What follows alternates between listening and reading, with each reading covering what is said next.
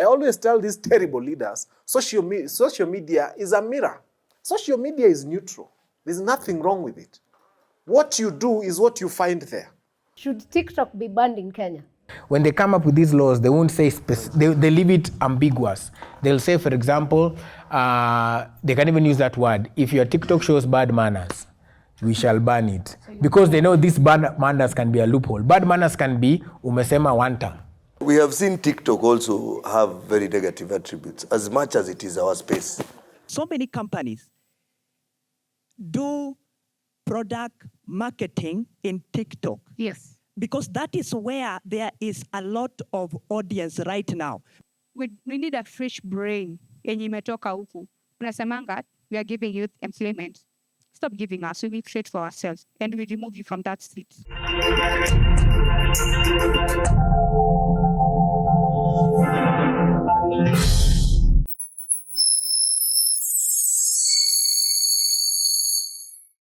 Hi everyone and welcome to Fanya Mambo Africa. Super excited about this episode. Today we have left the studio for a moment. And guess where we are at, guys? Zetech University. I didn't hear that? Zetech University. All right, because they said the biggest population in this country is the youth, and the youth are tired of being people receiving. So we came to them just to hear what they have to say about their political standing and what they feel about what is happening in the country. To do this, obviously, I never do it alone. I have with me Fanya Mambo Africa. Karibu sana. Asante sana. I have Willis Raburu. Yes. Let me tell you. Sema wabebe! Wabebe! Very important. Like me. Love it. And on the extreme, I have Jimmy Gikwa. Karibu sana, Alpha House and Zetech. Asante sana, mko karibu. Nini ndio mko karibu ama mimi niko karibu? Comrade power. Power. Sawa, asante sana. Bas, we are on it. So welcome to this episode. And of course, we are focusing on youth and politics. And to start it off, I'll start with Willis because he's on my right-hand side. And we've seen the youth representative demanding that he wants power. So where are the youth in this country? Because Oburu Odinga is the youth. He's a party leader. He's a party acting party leader over here, but Yes. they always joke, which I think is not really funny, but they always call him the youth leader. Yes. Yeah. Na anataka power. Anataka power. Hiyo ndo tunalenga. Hiyo ndo tunalenga. Hiyo ndo tunalenga. Aya, let's start it off. If someone like Oburu Odinga anataka power, when is the chance for these young people to lead? If we are going to wait for natural selection for the youth to get into places of power, then we might as well stop saying leaders of tomorrow. Imekuwa tomorrow since I think I could hear leaders of tomorrow.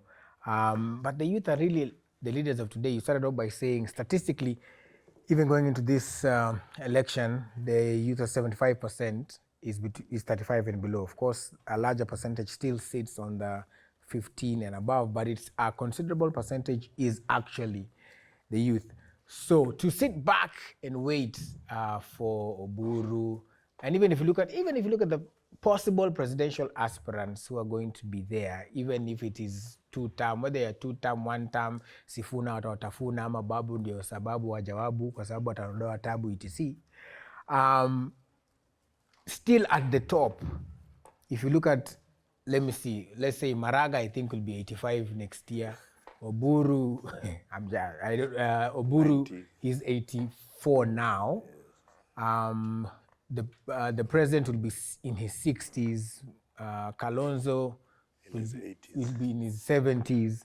So you see, it looks very good to say the youth is going to be represented. The youth is important. They say it in speeches. They hire youth to do their social media.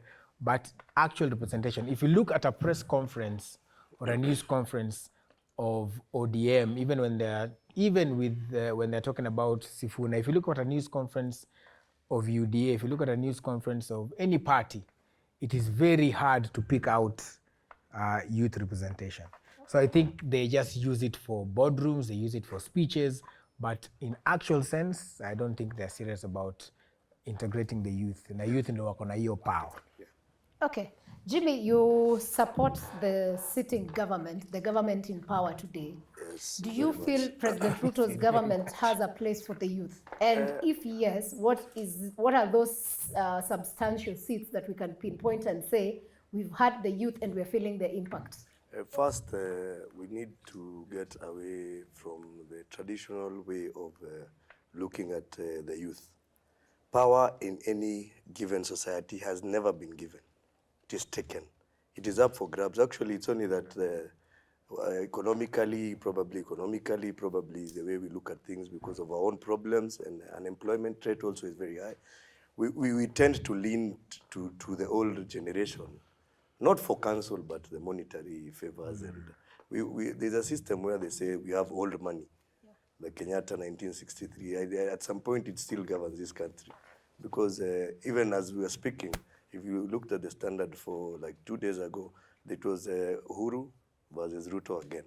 So what are you talking about, Uhuru versus Ruto? It was always Uhuru versus Raila. So we need to get away from the traditional way of looking at things as the youth.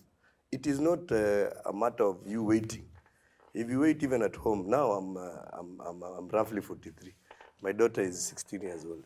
So when will I ever grow old if I have to wait for my dad to make decisions? So basically, it is something that for us as the other generation, the millennials, at some point we lost it. And the Gen Zs and Alphas now brought up something very substantial, like they fought very vigorously about the tax bill that was there. And we saw the impact. But after that impact, do you know how many millionaires they made? They made so many millionaires, actually. The people who were behind moving them. So the concept of being leaderless, tribeless, should not be anywhere, because basically all politics in this country is very local. As much as we are all comrades here, I'm a former comrade of 2 universities, and as much as we say when Gen Z was happening, what happened in Gen Z, but when you come to the election voting blocks, you guys, everybody will go back to their local home. So you go back to the tribalic way of doing things, and nyumba kumi and all that nonsense. Because like you go to Eastern, Northeastern, they have a way of, I think, clanism, does this. Jimmy, before we go to that, I asked you a straight up question. Yes. What is the place of the youth in President Ruto's government, and can you pinpoint? Yes. Why I was going through all that was trying to show them, number one, we are not yet there because of our own choices. I want to calibrate it, and that is why I was given actually going down to the areas. When His Excellency the President got into power when he was a deputy president, he planned his team so well. If you look at, I'm sorry to say, on the tribal affiliation, his Rift Valley counterparts. How many old people do you see in the Rift Valley counterparts, the old Rift Valley guys we used to see? All of them moved out and a new crop of leaders came in. But you can't see the old people. Yes, because there are other. Yes, they're because not now the that youth, is basically, no, they're the youth. When you have Murkomen's management as the CS for interior in this country, that was like a myth for some of us. In our own community as Kikuyus, if it wasn't Karanja Kibisho, I would never have seen Tente Nyoro as a CS for interior. So basically, I think His Excellency has tried to show us only that we have a very tribal notion and a very tribal nature in this country, to a point where our own make sure we don't go past. When, like talking against Uhuru in 2013 to 2017 was like a taboo in Gema. Yeah. So basically everybody, we were to wait for something that was there. Actually, the people who ever became members of parliament are the people who actually defied him. The Dendes and everybody who defied him actually became members of parliament. Yeah. But as much as they are members of parliament, they have also not shown us in one way or the other. Sorry to say, it's my government. But they're also leaning to, they're still leaning to the old system of thinking, where they still want some authority to like plan them on where they're going. Okay, Yes. I hear you. Fanya Mambo, you are running for MP, and currently you are a member of the DCP party, which is led by Munyoro himself. as united opposition or generally as opposition, what is the place of the young people? Because you're part of it. Thank you very much. Saseni, Kofiti, great. I think I'd like to start somewhere very different. In the year 2002, who was around? 202. Thank you. I heard him say that the millennials have lost it. In the year 2002, we the millennials, sisi ndio tulikuwa tunaimba yote yawezekana bila Moi. And we did a lot to take that old man home, I'll tell you. Na kama haukuwa Uhuru Park, wewe sijui ni millennial wa aina gani. So 202 I was alive and I was 20 years old. Yes. And we were pushing this administration like there's no tomorrow. And I can tell you, in 2003 January, we met and we started an organization called Kenya Youth Parliament. And I was elected the convener of the Kenya Youth Parliament. And people used to ask us, ni parliament gani imestablishiwa na sheria gani? Tukasema sheria yetu, na ni bunge yetu, na tunamit mahali tunataka, na ni sisi. And they told us no, we told them yes. To cool us down, that is when the process of starting the Kenya National Youth Council began. I sat in the committee that drafted the national youth policy from what is a youth? Who is youth? Where do they come from? What do they do? Youth was a department at Nyayo National Stadium. Chini huko kwa stairs, huko ukienda Nyayo Stadium, you think the one office is there. That is where the youth in this country were domiciled. I made so much noise. We remember in 2002 to 2003, Kibaki created a Ministry of Youth Affairs. Then he gave us an old man, Sheriff Nasir, to be the minister in charge of youth affairs. But at least we had a ministry for youth affairs. And we used to say nothing about us without us. Hebu nisaidie niyo, nothing about us? Nothing about us? That was the motto of the Kenya Youth Parliament. We were so aggressive. In 2003, I sat as the only observer on behalf of the youth in Kenya at the Bomas Constitutional Conference. And I remember picking up a fight with PLO Lumumba. Misi sijaanza vita jana. And he told me the youth will get nothing out of the Bomas Conference. I told him we shall get everything. Go read your Constitution, Article 55. God knows. It's about the youth in Kenya. And that was us. There were no delegates representing the young people. And I'll celebrate Ken Jiro in his absence. He was a delegate. I used to disturb him every day. And Ken Jiro helped us to enshrine that part in the Bomas draft that later became our constitution today. So when you ask me where is the position of the young people in this country today, I tell you, it is there. It is you waking up and saying tuko na youth parliament, na tutaki kujua bunge iko wapi. And I thank bunge la wananchi. Because we are here waiting and hoping for systems. They will not work for you. We make them. We force them. Tuna force line. Na tunaingia. So I'd like to say that for me, when I saw the poster, the place of youth in politics, I felt misplaced. Because I knew I was youth in that, kuna watu wamesema hawakuwa born 202. Na 203, imagine I was youthful. And imagine we were fighting. I was 21. Yani zile vitu tulifanya. Unajipata Bomas of Kenya, and then you're the only one wearing a badge. Orie Rogo Mandului, may you rest in peace, na Martin Shikuku. They used to give me a lift from Bomas. Because nilikuwa kaka kijana kamekuja Bomas conference, I'm the youngest around, and I'm the only representative on behalf of young people. There are many spaces that require of us to be there today, but we must fight for them. I sat in committees I never thought I would sit. I never knew there was a committee on World Population Day at National Council for Population and Development. We squeezed in, we created those spaces. When a youth council ilikuja, Morogo Kionodi, a former PS for youth, may you rest in peace. Ulinifungia. I was too controversial, I was too noisy, I was too much. I would have been the first chairman of the National Youth Council in this country. So we know where we are coming from. And mine is to challenge every young person who is sitting here. My friend, if the spaces that are there don't work for you, create yours. Create something. They will listen to you. That is how I ended up being in all those spaces. I am now vying in Dagoretti South, as you said, and I'm in DCP. What is the place of young people? I don't know. You come there and make your space. I have seen people who come to political parties and say, tunaform Warembo na Kibaki, siji tunaform. Those outfits were not created by the party. They were created by people who came and said, wait a minute. hii chama inaenda na siko. We celebrate the young people who are there. I celebrate Babu, I celebrate Sifuna, I celebrate all those. But look at them. They will fight, but they are in ODM.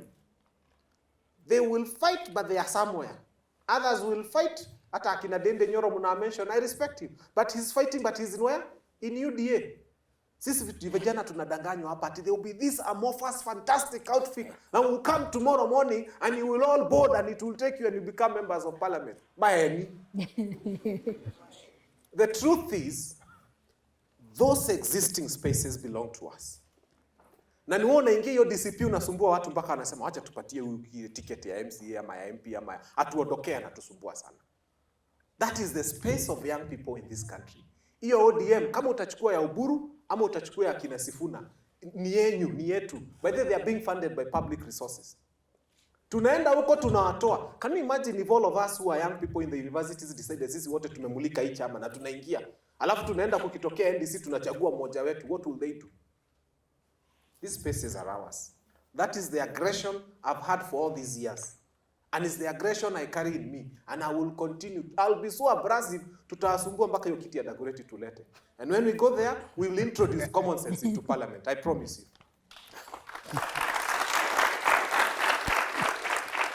Very nice, very nice. I love the aggressiveness. I would want to know from anyone here, what do you think is your place in politics?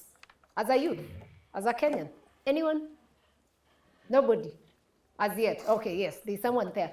Because you see, we do not want to be getting contribution from people who are already there. And you start by saying whether you are a registered voter and a member of a party. Let's go. Also introduce yourself. I am Museti Sheva. I am a registered voter. Yeah. Well in. Right now, in politics, we are the voice. We are the voice. We overwatch how the government overrun things. We spotlight, tunamulika. Ours is to do correction. We see something wrong, we won't shut up. We are using digital as the digital tool as our tool to speak out and to spotlight corruption and every bad governance. Yeah. Okay, well in. I like that. That's one of the aspects. But Willis, is that all the youth have to do? Just pinpoint online. I wake up, I go to TikTok, I go to Twitter and do my civic education parts. Or is there more? Well, that is also a very important part because remember even when the last 2024, when the Gen Z movement and everything was happening with the finance bill, there was a lot of, because normally they say information is power. So this information was broken down. I remember even people breaking it down even to mother tongue, to sharing, to everything, so that people can understand what it is.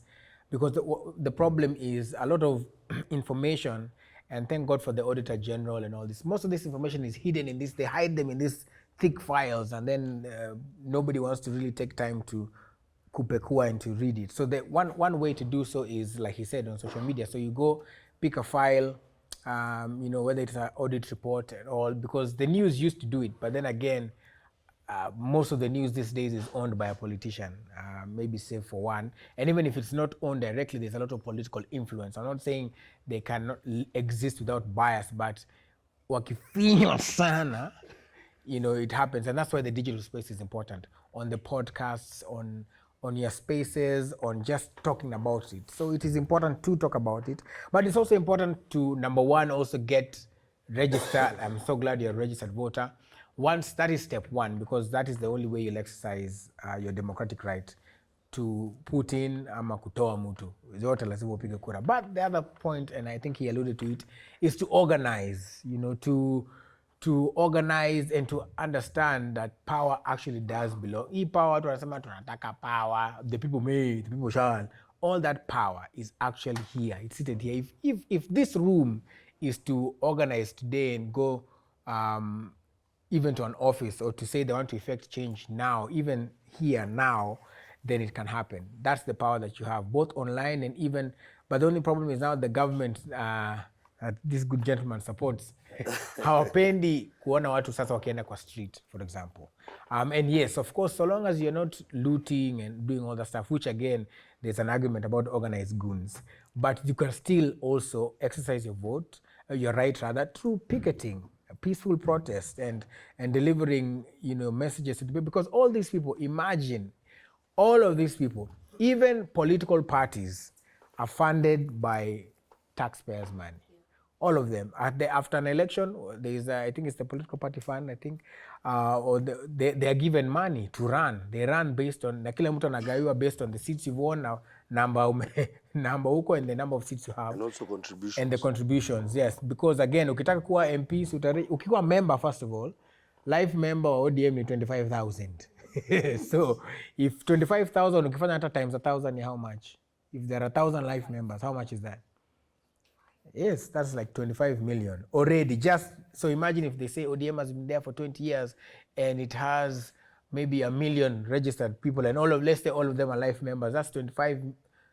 I mean, the money that they have should anger you to enough to want a piece of all these things. Somebody should not die in a rally, whether it is Sifuna or whether it is Linda, whatever the Linda is, because of them actually clamoring for change. It should be a democratic space where everybody should be. So organize, number one, use the social media, number two, and also be involved. Just like he said, kama hatuwezi enda 202 pale, but whatever these things are, where they are, where the rallies are, attend them if it's also on a day that's comfortable with you. Because again, unemployment means you can hold a loose rally on Wednesday, na watu wanajaa, but it shouldn't be that way. So if it's a day that's convenient when you want to go and attend, listen to what those leaders are saying, and then put them to task. Whether it's watching TV or your MP, your leader should be accessible to you.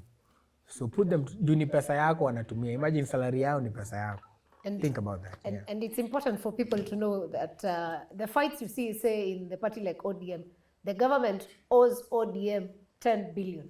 Right? Yes. So when you see Sifuna fight to stay in ODM, when you see Oburu fight to stay in ODM, they know what's at stake.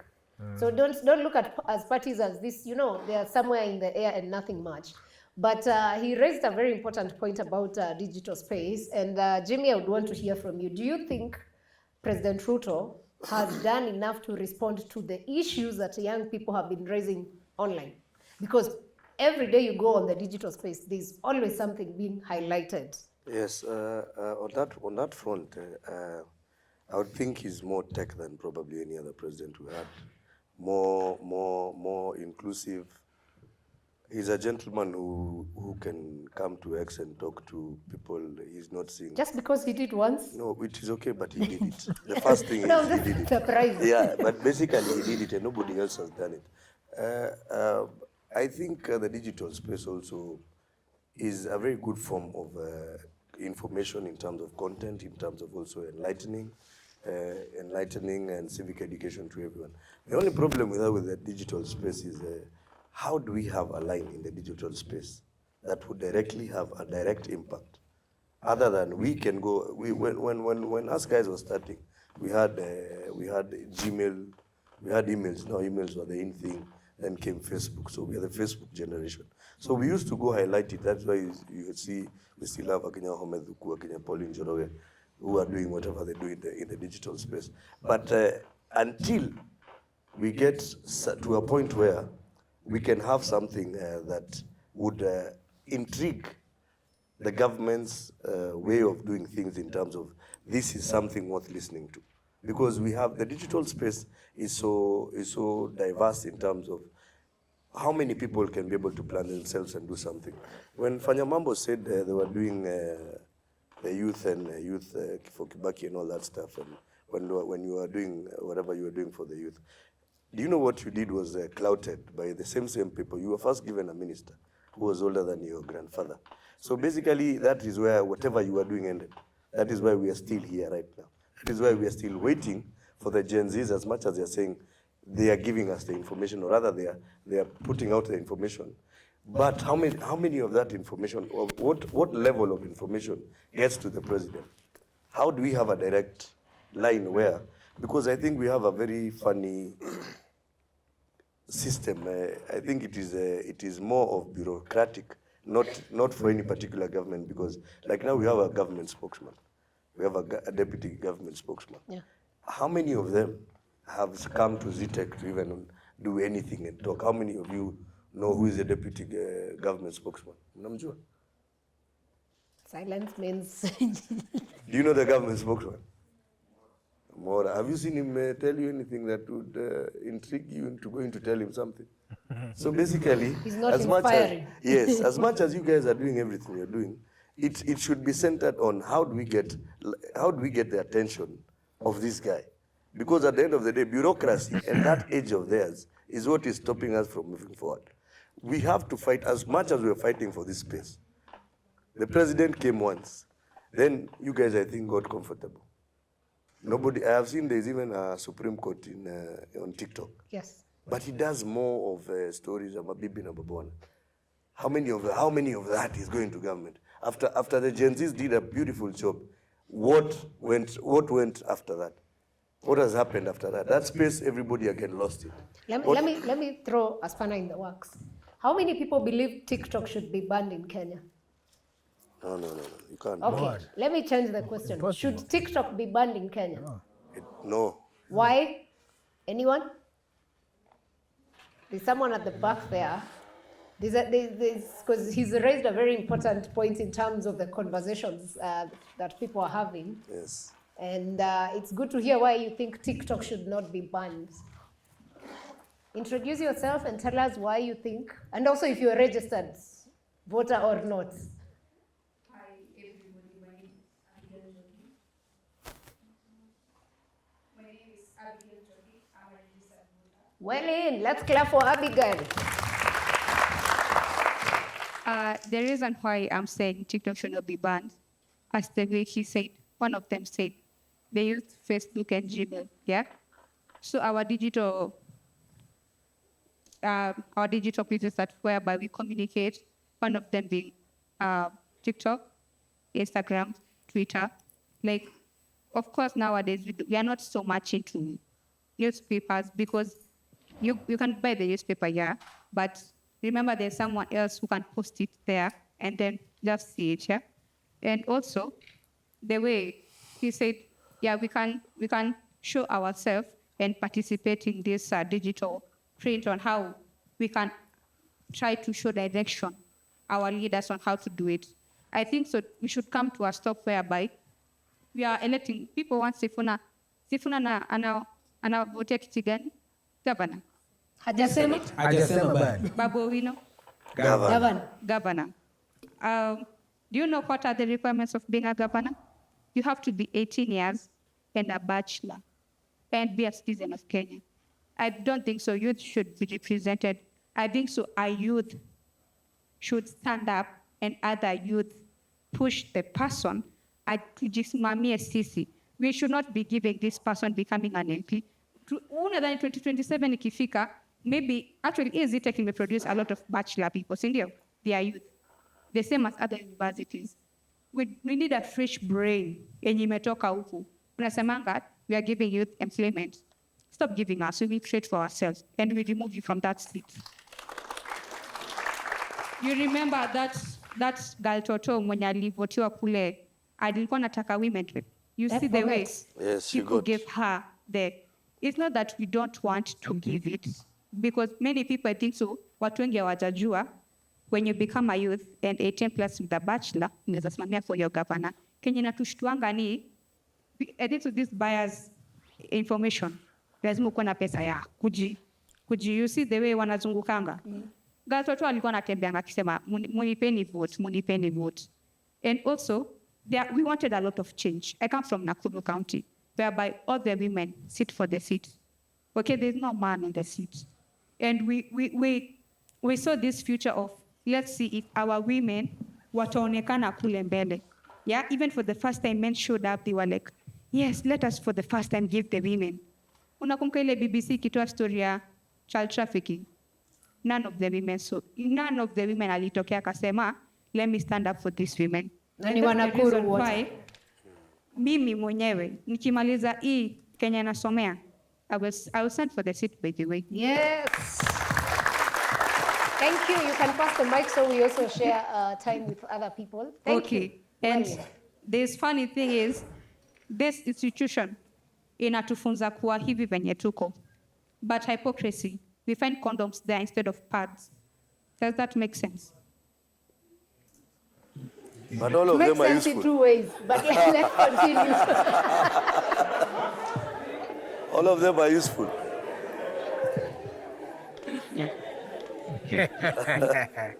Okay, one final person before we come back. All right, thank you very much. Your name, please. My name is Brian Awino. And I want to answer the question that you asked. Do I think if TikTok should be banned in Kenya? Yes. My answer is no. Because number one, I know of so many content creators who build their foundation in TikTok platform. So after building the foundation in TikTok platform, they are now diversifying into different platforms, making it easy for them to earn a living. You remember very well that in this country, sometimes content creation can, help you as a young person just to get out there and become more relevant and create something for yourself that maybe you would have not created if you just took your time to relax and doing nothing and maybe just speaking about siasa or politics. Number two, my second point is the reason why TikTok should also not be banned in Kenya is because a lot of companies, so many companies do product marketing in TikTok. Yes. Because that is where there is a lot of audience right now. Because TikTok is the platform, is the social media platform where a lot of people are currently in. You find a lot of people right now in TikTok, even as right now, if you look at the audience very keenly, I believe you'll find somebody who is in TikTok right now. Not because they don't want to be here, but because there's something there that will help them. So, in conclusion,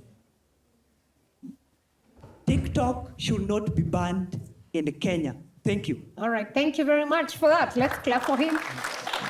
I want to come to Fanya Mambo. Of course, you post a lot of your content on the TikTok space and other spaces on the digital platform. I would want, from where you sit, why do you think the government would want to ban spaces like TikTok? And the other question would be, what is the role of Parliament in having such things, spaces, to ensure either they are banned or stay active? Thank you. I'll tie up that with the Gen Z demos of 2024. I have challenged everybody in this country to show me an older video of a Kenyan talking about finance bill than the first time that Fanya Mambo spoke about what is going to happen in this country in 2023, November 2023. I remember I stood up and said, mahali tumefika, hii serikali ichukue mshahara, sisi tuchukue taxes. That was November 2023.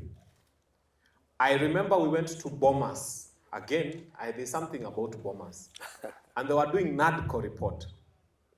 And I'm on live camera and on TV wearing a t-shirt saying, 10% ya Mungu, 20% ya serikali, 70% ni yangu na bibi yangu na watoto wangu.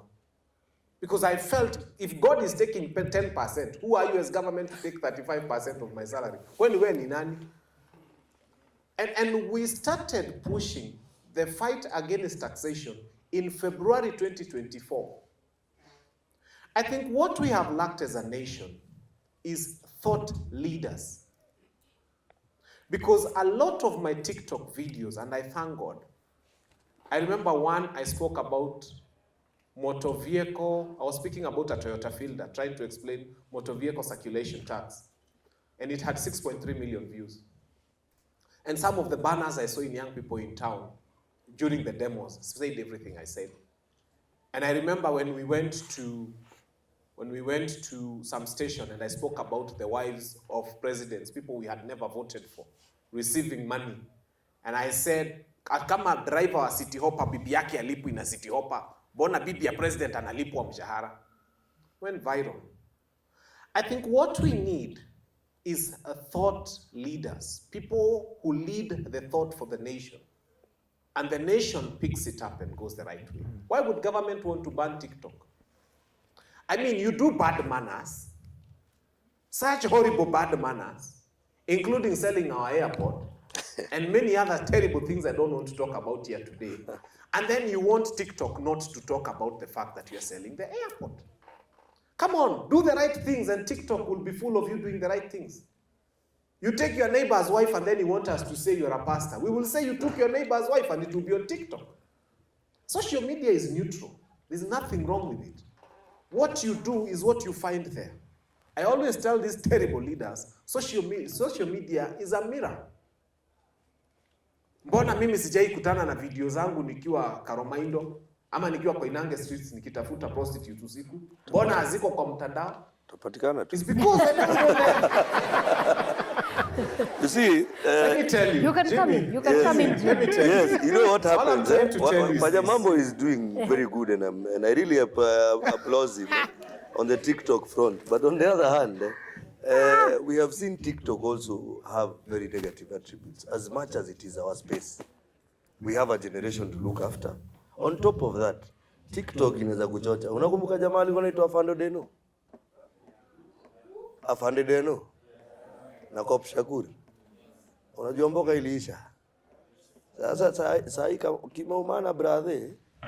Saa hii wanapiga magoti wapatiwe mboka na wale wanasiasa walikuwa wanapi aliacha payslip. Kwa hivyo there is an attribute of social media that needs to be regulated. I have a for question it to not you. see that point. So should people stop standing on principle because wakomboka? Shida inakuja as much as you're doing all that, tusichochane. What is define kuchochana ni kuchocha? reality. Kuchochana si utulie. Kuchochana ni kuna reality. Kama my sister nimeona wao mdem na niona ametoa noma sana, anaweza kuwa politician poa, lakini yeye akiingia kwa hiyo politics mabesta wake hatawaisalimia. Kuna ka culture ka hiyo place ukishaingia hiyo boka. Yani once you become a politician, that is why we are trying to say don't ban TikTok but regulate it. Lakini pia sisi wenyewe kujiregulate tukiwa raia pia inakuwa ni story. So it becomes also a nuisance to, unajua hiyo kitu ya live pop up haikuulizagi kama unataka kuona. Ni ukishaonaga unajua macho pia inastick hapo kiasi. Hii mambo ni ya God. So the reality of this thing is that as much as we are doing TikTok, Facebook and all other related media, be it or hizo umesema Instagram, IG na hizo zingine, we need a sense of regulation because we also need content for your tomorrow. Kuna madem uliona kama ule mzunye wa juzi tu Russia. Unajua hiyo kitu in the long run we will have very many mad people because you see internet never forgets. So utafika mahali utakuwa madha ya mtu ama bibi ya mtu. Kukuja tu kafala fulani tu katoyo tu hivi. Yaani jamaa amepata na church. Unajua ukishapiga hizi mboka tena watu wanarudi church mnaoana tena. Mtu tu akapop up ta ama when you're going to get a promotion somewhere, probably in a job. Pauline Njoroge, which is a very practical one.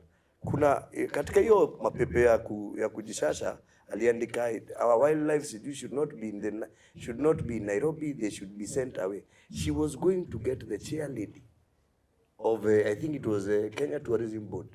Unajua hiyo Facebook post moja ile mgonga na Jibalala had to rescind her appointment. So as much as we are doing all this in the digital space, can we have a system? Unaona kama hiyo venye kuna kama hiyo niliona Supreme Court. Supreme Court ni kitu ikapangwa poa ama tuseme comrade wapange because you have also leadership. Comrade, the beauty of comrades ni ati kuna leadership in the house. So there are people who can come up with sisi kama Gen Z, tuseme kama sisi kama system ya Zetech tunadai hivi. Kwa hii TikTok yetu na get itaenda na itafika mahali. So we need to plan ourselves. No. Let me not allow you. Let me not allow you to mislead us. Allow me to tell you something, my good friend. We are, as parents, when you raise your children and you give them phones, after some time, if you take time to look at their phones, one of them is probably spending a lot of time on motivational things, and another one is spending a lot of time on things that you think are not constructive to them. Regulating social media is not where you're supposed to be. The question is, how do you get this child who is thinking that nikishika phone I should be looking at pornographic sites to get to the point where the phone, let me tell you, kuna mtu TikTok media yake sahi anashinanga akipreach. Kuna mwingine anashindanga akipost porn. Kuna mwingine anashinda akipost kitu tofauti. Let me tell you, the problem we've had, and I'm telling you that as a lawyer, is this thinking that you can regulate bad manners. So you have this law to deal with these bad manners. Another bad manners comes, you have this law. If you go to Japan today, and I pray one day God helps you to go there, if you left your wallet in a bar and it was stolen, they'll tell you there was a foreigner here. They'll tell you there was a foreigner here, and he's the one who stole your wallet. You have two choices. To become Kenya that has got the penal code to punish criminals, and then we have the ethics and anti-corruption for thieves, and then we have, and we are thinking of actually making many other laws to deal with criminals. Or you can become like Japan, where at a wallet ukiacha juu ya meza, they'll tell you, kama imeibiwa, huyu sio mjapanese ameiba. We have to change this nation from this nonsense of thinking you can come up with laws to regulate everything, to the position where we start saying, it is not about the law. It's about raising a nation that is worthy of being called a nation. And when you look at what we've done in this country, we've not raised a nation. What is at the core of this country? We have to get to a place where we say, what is the software of Kenya? Na ile shida tuko nayo sisi kila mtu ni hardware. Ati you need a law to regulate everything, including bad manners. No, that is very theoretic, and that is why I'm trying to. It's happening in Japan. Because now Japan is a first world country, which is good. But we are going to Singapore, my brother. We are going to Singapore. We are going to Singapore Through Canaan. using steps. Through Canaan. Using steps, right? We are going there. We are getting there in one way or the other. We will get there. But Singapore journey, all journeys have to start somewhere. First, when you allow a virgin mind, see virgin, lakini a virgin mind is anybody below the threshold, because as it is right now, TikTok does not even have the clauses even for 18 and above. Playing with that thing, it is very easy to even get it anywhere for anybody. Content is what is being regulated. What can our society be fed with? That is the moral principle of our country. Do we have the morals? That's I the think question. the thing that it's a slippery slope to say, because you see, if today, I know, for example, that how many of you here have that one drunk uncle or aunt? Unajua tu anakuanga tu mlevi. How many of you? You have, sindio? You can say yes, you have, right? So imagine if you already know that huyu uncle anakuanga tu mlevi tu sana, why would you put them in an environment where watakuwa na pombe? So if you already know that this government finds loopholes to continue to oppress us, why would you give them a chance to regulate a space where it's the only last front and space we have to talk and to talk against them? Actually, it's Because not regulated. No, I'm saying they want to regulate, but we know how wakisema in the name of regulation wataanza masubaru zitaanza tena kupita hapa. Hapana, sio lazima. Ni lazima. That's what I'm saying. We know this government the way it has been. So this government cannot be allowed to regulate. What they can do, because they have the power, unaweza enda ueleze kina Itumbi, hawa watu wengine wanaongeanga na watu wa TikTok, wawaita waseme sasa sisi tuko na shida ya ABCD. What can we do? Or you go to Australia where and say that we are going to regulate it 16 and above only for TikTok. But the way that I think what the problem is when we are talking about regulation is you're saying let's regulate because kuna, and it's a valid point by there. I have children, but again I do what the same thing Fanya Mambo does. You watch what they have these days. There are so many things. You can even have just a phone if you can afford it, and just put it on child mode, even for Play Store, so they can't download anything that is not right. And even if they're watching, it sends you a prompt to tell them, hey, this guy is watching this thing. So there's technology to that side. But the problem is you're asking people here and people on TikTok to be regulated, and because there is bad manners. But on this other side, in the government, there is bad manners daily. For stealing. They steal money daily. Last time there was supposed to be, by law, even in the county level, 30% of everything is supposed to go to the youth and women. According to a report, only 6%. By law, there was 780 billion that was stolen. What was recovered? 24.7 billion. Only a trickle. Kidogo tu. About 287 people were arrested, or they say they have corruption cases. Only 11. So there is bad manners everywhere. So you can't be having bad manners alafu unakuja tuambie let's regulate this space, and it's not because the people who consume those things are the same people kwa hiyo nyumba hiyo bunge hiyo, but because they have an outlet to regulate hapa, we can find a loophole kufinya wananchi more.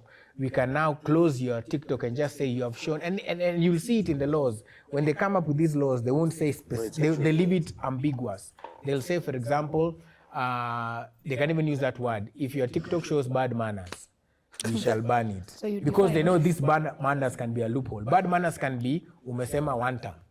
Watasema ni bad manners.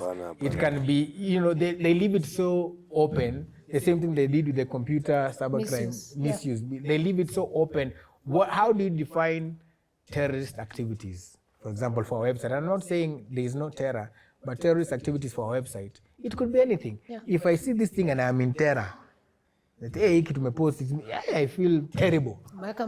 Yeah, because like, Fanya Mambo is a lawyer. He'll tell you you can argue anything, any which way, so long as you can find a way to remove the reasonable doubt element. Okay. So yeah. Fine, very nice. I want us to move to the next step. It's still in line with the regulation, and this I'll go first with Fanya Mambo. This, the last, Sifuna was in Kakamega over the weekend. Yes, last weekend. Rigathi was attacked in Witima Church, is it 2 weeks now? And in all these spaces, we've had goons. When we went to the streets in 2024, 2025, we still had goons accompanying police, right?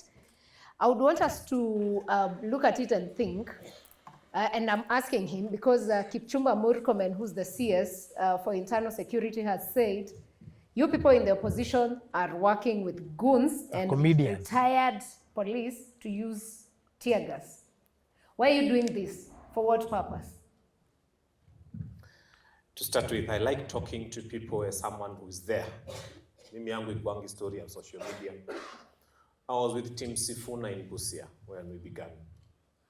And when we were approaching Busia, I remember there was a roadblock right there. For anybody who's been to Busia, before you get to the stadium, you get to the police station. And they had more than 200 cops waiting for us. But the sheer number of people, and I keep celebrating the OCS who was there. I don't know your name, I've never seen you. Alisema your roadblock itolewe, na akasema wananchi waachanwe now. Do you know we walked into Busia, the stadium, and if you look at those photos, there were young people holding smartphones. Juu wako wanapiga picha na tutururu. And they were taking photos of us who were on the dais. Nobody lost a phone, nobody was beaten, nobody was stolen from. All we are trying to say is that when you let wananchi hold their meetings, they hold them in peace. Kitengela would happen. I keep telling them, sisi tunaomba kujua ni supermarket gani hiyo inauza tear gas. Twende tuifunge, ama pia tununue zaidi, if that's what we are doing. Because you can't keep telling us that kuna tear gas tuko nazo na atuambui tunanunua supermarket gani. We want to know. Secondly, our young people are not stupid, and I must celebrate Gen Zs for one reason. When the Witima attack happened, walikimbia NTSA wakafanya search ya hiyo matatu. Because mtu ni mjinga. Yaani common ujinga haina dawa. Unatoa number plate ya gari. Na unajua matatu zinakuanga na decorations. Hujatoa hizo decorations. Wase hata wajuangi na maplate hiyo gari, wanajuanga vile kama kuna moja tuseme hii Nairobi tunajua, I'll use that example. Sijui kama inaitwa Doom. If you remove the number plates of Doom, what have you done? So they came to Witima. Exactly. So I'm just saying, I'm not saying that's what was used as Witima, but what I'm trying to do is to paint the picture for you. The matatu that came to Witima, people don't even know it by the number plate. They know it by the stickers on it. It was right there with the police. So what do our young people do? They post who owns the matatu, the circle that owns the matatu. The GK, people keep calling it a Land Cruiser. It was a Mahindra. The GK Mahindra that was there, people even gave the GK registration plate. And we saw the police alight from it. So first I want to know how we as opposition first commandeered a GK Mahindra and brought it to church. Na hatujashikwa. And then how we alighted with AK-47s from a GK Mahindra. You know, you have to be stupid to do some of these lies. Now, tukatoka kwa hiyo GK, tukajirushia tear gas yenye tulinunua Maguna supermarket kama wanauzanga. That's the only supermarket in Nyeri. Tukajirushia tear gas. alafu kujirushia tear gas tukakimbia. Now, the young people again take a very nice photo. They show us the full, nakitaka kukuja akuje, who was shooting right into windscreens of vehicles and shooting their tires. They tell us his name, his force number, and everything, but everything kwa mtandao. Plus all the police were, do you know at some point that guy turned, he knelt down and was shooting in the church. All those people are still free. All those people are still free. I want the government to tell us, if this attack was happening, by the way, mbona hao Goons hawakujua mahali mtu fulani alikuwa church Sunday the other day, sitaki kumtaja. Mbona hawakuenda huko? Wanaendanga tu kwenye opposition iko. They should have gone to where he was. If it is opposition. Jimmy, why are people not going to attacking the government? What is happening? Mbona Goons wenyewe hawajaokoka? Unajua sasa shida ya hii story hii, hakuna Goons. I have tried to tell Fanya Mambo, for respect of him vying for a parliamentary seat, which I would really want him to win. And we have worked, and I'm praying for you. I have worked with Rigathi Gachagua. If there is a polarized person, if there is a person who has used Goonism, even when we were looking for votes, when we were on the other side of the other side of the divide, when we were in opposition, because there's a point where we do opposition. But Tima was a very sad affair. We condemned it, and I think most leaders condemned it to the totality of it, having people going to a church. It was not right. It Government was does not. But on the other arrests. hand, like for instance, there's a rally they did the Juzi too. At tear gas, there was no police officer in that whole area. A tear gas just popped, and Sifuna said, "Where's Zima hiyo kitu na jacket?" So basically, Goonism in our country has become like the norm, for instance, in Nairobi.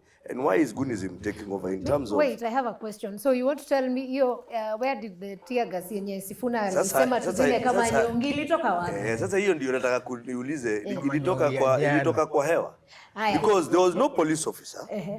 There was nobody bothering them in their meeting, but one just popped. Where do you sell tear gas in Kenya? Which is not about selling. Remember there are plainclothes police pia kwa hizi vitu. Na wanakuanga wamebeba. Tuliona kwa protest. Wawezi angusha kamoja ungekufa. Hapo hiyo raia, let's also be practical. Hiyo raia ungeenda kurusha tu kamoja ulikuwa ni wewe na Zayuni. Let us also be practical. So unaona hiyo tear gas ilitoka wapi? Unaona Goonism imekuaje? Ni mavijana walikuwa wamejipanga. Na let me tell you the system venye inafanya kazi na wacha. Tuambie vile wewe mnafanya. Sio system inakuwa ni system ni nani by the way? System ya si Goonism, system ni mavijana kosa mboka. Alafu hii time ya politics inakuwa na do. Kwa hivyo ndio ukule do, ukiwa solo huwezi kula hiyo do. So what people usually do is mnajishikana maboys wa mtaa yenu hapo kamtaa. Mnasema hii area ni kuna MC at our back. You know that is how politicians will come and end up using them. Plus or minus whether you're here or not. Actually, even Akinya Babu, for them to ever have become members of parliament, he was used as a student leader goon. Because by then, the goonism that was there was comrades were the ones who used to come out and bring havoc in Moi days when us guys were growing up. But now I think things were regulated na mambo ikafinywa kidogo. The voices of the comrades walifinywa and then amuongei sana sasa TikTok ndio inaleta pressure. But the truth of the matter is it is because of basically unemployment. Again, it is politicians trying to use the youth. Tell us about the arrests. Why has nobody been arrested? The arrest, because I have not, other than Wetima, which was not very interesting. I think all these other, even the cop who shot the gentleman who was hawking in Nairobi, most of those people have seen and have ended up going to the courts of law, and there are still active cases on them. We are not condoning goonism. What we are saying is, let us not put it like government has goons. Government has all resources. Why is it that pia kuna hoja naona inakuja hapo, lakini before the mic gets there niko na swali kwako. Why is it that hakuna rally yenye president amekuwa yenye imekuwa na goons, lakini hizi za opposition ziko nayo? Christine unaweza pitisha mic hapo. Unajua opposition inakuwa gani aje? Opposition unakuwa survival to get anywhere. And any positive or negative publicity. Nimekuwa hii mboka ya siasa mama na majamaa. Nimekuwa hii mboka miaka mingi sana. Na hakuna mtu wa opposition, hakuna siku governor, unapiga governor hapo ni chizi. utapiga uturushe rais, hata kama ni Uhuru urusha mawe. Unajua hiyo ni death sentence. Kidogo when so si mawe ni kiatu. Ndio jamaa kiatu ni Mungu tu, hiyo kiatu haikufika. Kama ingefika unafaa, wengi wanaenda Kazayuni. Kwanza siku za Moi ilikuwa ni Zayuni direct. But ukweli ni ukiwa opposition, any positive or negative publicity is publicity getting you there. That is why propaganda machineries, which Fanya Mambo is a major. He's a propagandist. Yes, a very serious one. Hold on, tunakuja kwake. Wacha tuchukue. And when he starts, he can actually tell you anything when it gets to there. Let's get a question from. Introduce yourself and go with your comment question. Hello, I'm Diana Elena. I'm a registered voter. Clap for that. I had to. Now, to correct you kwanza, umesema kazi yetu kama youth ni kuchochana. Let me tell you. Nilisema kuchochana ni mbaya. Lakini bado. Correction. Yeah. I said kuchochana ni mbaya. Lakini bado. Let me correct you. Yes. Sisi kama youth, sisi millennials. To correct nitakwambia, the girl mwenye ameongea amesema akimaliza atavai. Ama youth sitasahau. And one thing, kuna dem alisemanga TikTok.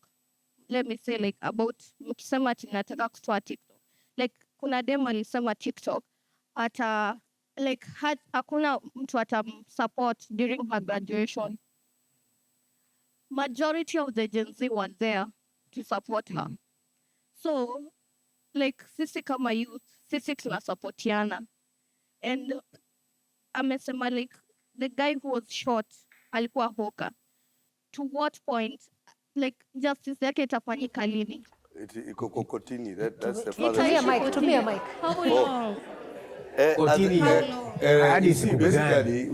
Basically, court processes don't have definite timelines. No, they have never had definite timelines. Let me correct you. That man. They have never had. It is good, as much as you're correcting me. It is good also you listen.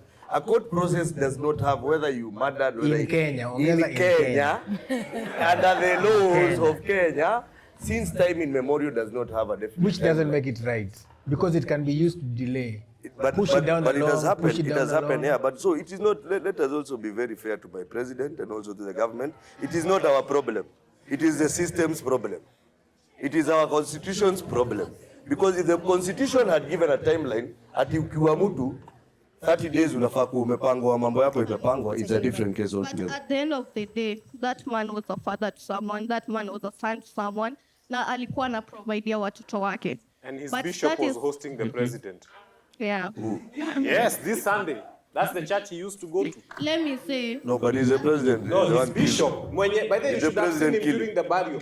Huyo bishop alikuwa na pontificate, anasema venye hii administration imeua Gen Z, imeua mtoto wa hiyo kanisa. Then he is hosting. Kwanza unajua. It is not a crime. The president it is not a crime. is the one. An association, I want you to let us not belittle or devil somebody for any association. He's the one who association is by choice.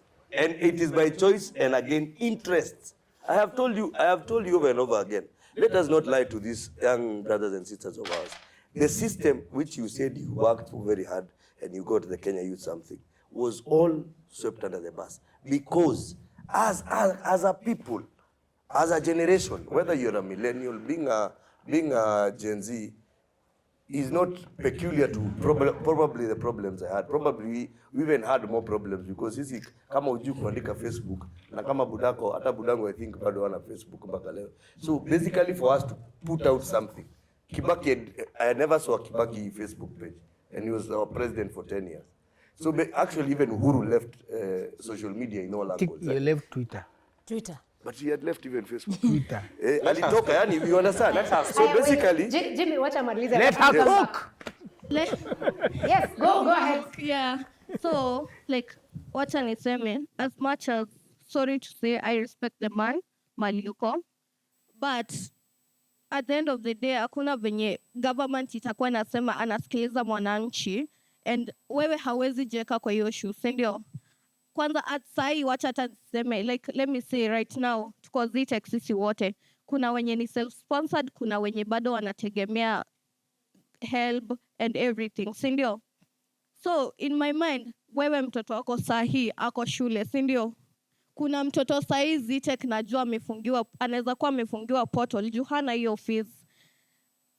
Kuna mtoto wa politician sahi ametumwa like majua asome, lakini hapa Kenya like kwake haizi kuwa nafikiria kuna mwananchi hayuko shule. All you do is just raise up the school fees. Alafu sahi like let me say government walijua hawatalipa. Sorry to say like wanasema Sema. Usikuwe sorry to say. Say. Just say. Just say. Useme. Government walijua hawatalipa Capitation. professors, lecturers, cause right now si ndio kunaendelea politics and whatever. Right now students wa public universities wanafanya exams, so walijua they had to keep us busy so that hatutakuwa tunaona kenye mnafanya behind the scenes, so that we cannot talk about it. Like we are busy reading for our exams, we are busy thinking about everything, so you had to keep us busy right now. Time political rallies are going on, like ndio tusifikiria whatever you are doing behind your inside your whatever you are doing. So like at the end of the day, let me say, I was saying I respect the man. I was saying hakuna venye mtasema you are a man of God, you are a leader, and whatever you do, I believe kwa Bible hata Mungu anakuanga amesema. Like hakuna venye utasema I'm a leader, I'm a man of God, and whatever you do, you don't listen to People. Children of God. You're not listening to like usikilizi watoto wako. Yeah, that is my end point. Na hasisi huwa tusahau. Poleni kama tumewakera. Poleni kama tumewakera. Kitu moja nataka kufikiria ni ule mjamaa. How many people are we in this country? 52 million. 55 million. Plus or minus. Ule mjamaa anataka, unaona hiyo idea yako mama? There are another, let's say even 10 million who have the same thought process and feel unfair, and what you're saying is very true. Even hata wale tulipeleka grade 10 wengine hawakwenda shule. Some, I said, actually were in another show with this gentleman, and I said also civic education is very important, because at some point, as much as they were doing like whatever they started about the youth, there is money that goes into that docket. Did they go to follow up how that money goes back, or how that money would come to you as an individual? Because there is a lot of money in government systems that can even help you in terms of your education. We have I don't know how is which I would really want to ask. Sisi bado tunalipa ka help. How is your system for help? Iko namna gani? Ngoja. Jimmy, that's a whole different conversation. No, I just want to ask, in a nutshell, hiyo kitu inafanya works?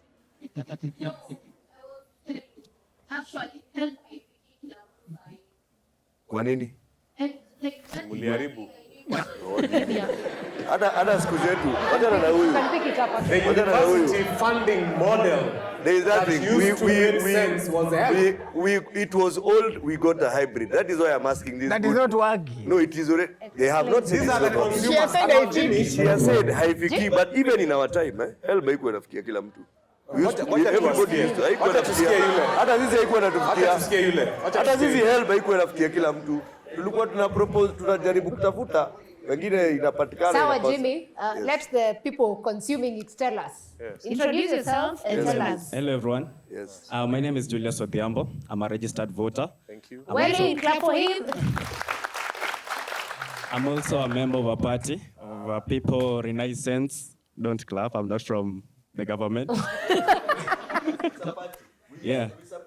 People Renaissance movement. It's a new one, and I'll really advise all the youths to join that party. The reason being is we have been seeing the same faces here and then. Kila siku tunaona tu kama si the tyranny, the royal family, ni hiyo familia ingine sijui wa Munyoro ni nini. These people, if you look at their history, wote wamekuwa play the same game. Sometimes wako in opposition, the next time wako in government. This is a time for us to rise na tutoa watu kwa hii seats, unaona. I have issues with the side of the government and the side of the opposition, which is DCP size, not the rest. First of all, the government mnatuambia kuna places for the youth, sindio? But kitu amtuambii ni kama that lady vile amesimama akisema atakuja kuvai. Amwambii venye atapata nomination ticket in these parties zenye mnatuambia to join. Mnataka tuingie UDA, mnataka tuingie ODM, mnatutengelezea hadi youth charter. I've been part of these youth charters. And once we go there, you come invest, pump money on our events ama on that summit. Then mnakuja mnachukua videos, tunaziona tu kwa mtandao. Citizens, KTN ni nini, ati the youths wamesema yes 2 term. Youths wamesema yes 1 term. But tukikuja huko tuseme tunataka kuwa MPs, tunataka kuwa MCAs, mnatunyima hizi nomination tickets. Unaona? Mtu anashindwa vile ataran. Inabidi sasa tumeenda kuwa independent. Unaona? Na pia kuvai independently pia inakuwa ngumu. Unaona? Aya, kwa sababu tutakuwa na mtu mwenye anasponsoriwa na this party, atapewa the money and all that, atakuwa na all the skills and all that. So in narrative ya watu kukuwa na pesa ndio wavae, ni nyinyi leaders ndio mnailetanga, kwa sababu you invest on people, you give nomination tickets, then mnatuacha sisi wenye tunataka these states, mnatuacha to run independent, then mtufanyie ile kitu na magoons wenyu na all that. This DCP part, you guys are always telling us one term. Your main aim is to remove Ruto from power. The same people who are telling us to remove Ruto from power have ever worked with Ruto. Unaona? Ano watu washai work na Ruto. Meaning Ruto akirudi in power, au watu kuna likelihood wataingia into this government. Unaona? Alafu mnatuambia one term kila saa, na mtuambie vile mnapanga kutoa Ruto kwa kiti. Unaona? What if Ruto ingie kwa kiti? Mmepangaje kumtoa kwa hiyo kiti? Juu kwa team zenyu watu wenye wana run behind you guys ni the same people wenye walikuwa wanavotia finance bill. Hii mambo za yes na no. Unaona? Na ndio the same people mta sponsor in your parties warudi back to being MPs. Crooked, rogued MPs. Unaona? Sisi kama youth ndio tuko na hiyo power venye mnaisema. Unaona? Hata tutaki hiyo power. Hata sijui mbona jamaa anajiita sijui nani. Unaona? So, you guys should invest in these youths. Acheni kututumia kama Goons. Venye unasema sijui Babu Wino alitumika kama Goon. Ilibidi amefight ndio apate hiyo nomination ticket. Unaona? Apendekeze baba. Unaona? Sifuna mwenyewe ndio apate ticket. Ilibidi ameenda akafanya kukua SG wa ODM. Unaona? So we have to fight for these spaces. But ukiona mtu kama Babu Wino amejituma, amemobilize for your crowd, unataka bado akupendekeze more ndio mpe nomination ticket, yetu unajua vizuri, huyu jamani mtu anaweza jituma kikuwa leader. Mbona tu simpe hiyo ticket? Unaona? Thank you. Aya, tukija mambo ya help. Mambo ya help, mmetuletea new funding model. Mkatuletea sijui ni batches. Kuna mtu mwenye ako sijui band number 1, 2, 3, 4 without doing any research. Unaona? Kuna siku yenye watu wa help walikuja in our school kufanya assessment na sijui audit na sijui nini. Unaona? We were asking them questions, they know nothing. One problem with the people in the government, the people who are running these offices, they do not merit for those offices. They don't know anything. Ukiangalia, Jamie, I like what you're doing. And I like the way you respond to answers.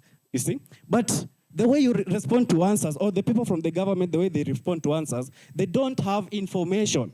I saw a CS, anaulizwa, why is Kenya paying a lot of money in electricity? Anaanza kutuambia, Kenya tuko na a lot of sources of electricity. Which sources? Tuko tu na KPLC. Unaona? So, mkikuja kwa public kutuambia some of these informations, do your background research. Unaona? Vitu mingi hazifanyi, kutetea government ni ngumu, na ndio maana inabidi umetumia sheng, umetumia nini, ndio tukuelewe. All right, thank you. Kitu siku mention, I am also the school president of Zetech University. Clap for him. Jamani wa maana sana. Hey, hebu tumpatie another clap. I love that. Now, he's put in different questions. I want to, Jimmy, before you come in, let's start with Fanya Mambo. What is your agenda as opposition for this country besides Ruto must go or one term? Thank you very much. I am happy to answer this question very confidently. Our good friend Sifuna goes on stage, he speaks for 10 minutes. Obviously, he was not saying one time for 10 minutes. He literally explains that our young people are being killed. He says that we want justice. He says that the new government that comes in place is going to make sure that we do reparations for those who are killed. He says all those things. Unfortunately, some empty head comes and says, Mulisema one time, tupu. Rigathi Gachagua goes on top of a vehicle somewhere in Bomet or Baringo. He speaks for 10 minutes. He says help is not working. Tribalism. He says SHA is not working. He says all those things. And then an empty head comes and says, he only said one time. How do we help you? There is no single time I have sat on a show at Alpha House for 1 hour. And the only thing I said for 1 hour was one time for a whole hour. Can you We remove literally Sifuna sit down. and- Wait. remove Sifuna We and literally, Gachagua? sit down and explain what we are all about. But also, No, you asked a question and answered. Wait. Explain it to these young people what you are all about. Yes, Okay, number because one. Yes. Number one. Sifuna In may just have 2 made minutes. sense. Wait. Rigathi was just Number tribal one. bigotry. Number Bogus. one. There is something called returning back. Sisi hata tunasema agenda ni rudisha. Linda Mama ilikuwa serikali hii nzige za UDA zikatoa, tutarudisha Linda Mama because it was working for our women. Number two, there was help that was working, it only needed improvement.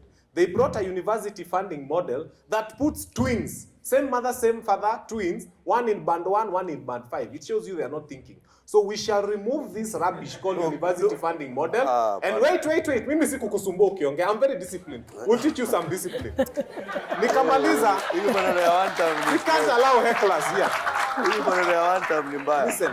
So in terms of education, tukasema, the first thing when we take over power, we want to first remove this funny university funding model that's not working and go back to what we used to be. Number 3, mtoto anamaliza shule saa hii Kwale County. This stupid system of yours sijui mulitoa wapi. Unatoa mtoto Kwale, unampeleka akasomee Kitale. Huo mzazi fare alone one way is 4,000, kurudi is another 4,000 and you have to go to the parent and the child. No, what has been happening is that we've been having some common sense in the way we're sending children to school. Where? And that is why right now as we speak, we have, this is the first time we have 800 system. boss. I can't deal with hecklers. You have to help me. No. Please bring on the horror. You see, no, I will not wait. We have to agree to have manners. I cannot allow you to speak. Number one, then there is no change of education model in terms of the way people who are being placed. The placement. We have had quota system since time immemorial. I do not know what other system is. Ukitaka twende bunge la wananchi tutaenda. This is a civilized forum where we have university students. I speak, you speak, and then we have. Go on, Fanya Mambo. So now let me tell you. But don't lie. Agenda number 4. Agenda number 4. Yes. We had free primary education. Hii serikali imetoa. Sasa hii wazazi wanapeleka watoto public schools na wanalipa primary schools. Lakini haijatoa. Ngoja, sema ime reduce. Wametoa kwa sababu they have reduced. They have not hiyo mambo ya two different things. 800,000 half-baked propagandist information is what we will not allow. And it is the president. Wait, Jimmy. I'm this saying this is the first time since independence when the head of state comes and says 800,000 children are not able to report to high school. It has never happened. And if it has happened, we want to know. So what we are saying is those parents are not stupid and they don't hate their children. 800,000. Are you it was your president who said, not me. Are you listening to yourself? The people who did the exam. We are coming to you, Jimmy. The people who did the exams, I think, were 1 point something. Yeah, 1 point. How can 800? I'll come back to you. It doesn't make Let sense. it I want you to Google 800,000 children have not reported to school. If you get it, Willis checking for us. I am the Googler. As we give Goons, yes. Tunaendelea. I don't say things I haven't researched. Number 5. Na hii ndio ya mwisho sasa. Yes. So, simulisema mnataka agenda. Nataka sasa tena nalimitiwa. So, but as I have told you, it's about restoring. There are so many things that this government came and undid that we want to return back because they were working. Okay. Like this stupid thing called SHA. NHIF was working. So tutatoa SHA, turudishe NHIF. Back to his question. Wait. Before you move on. Anybody found it? Yes. 800,000 children? Niko nayo. True or false? True or false? Leta nikuonyeshe. Ilikuwa kwa Jimmy, gazeti. you have been beaten 10-0. Wacha niwasomee. Si hata kusoma. Wacha guys, sina bendo. Before we list a lot, let me explain. wait. By week 1. Wait, wacha tusikie. Ndio hii evidence. To raise full school fees, late bursary disbursement, and high transport costs.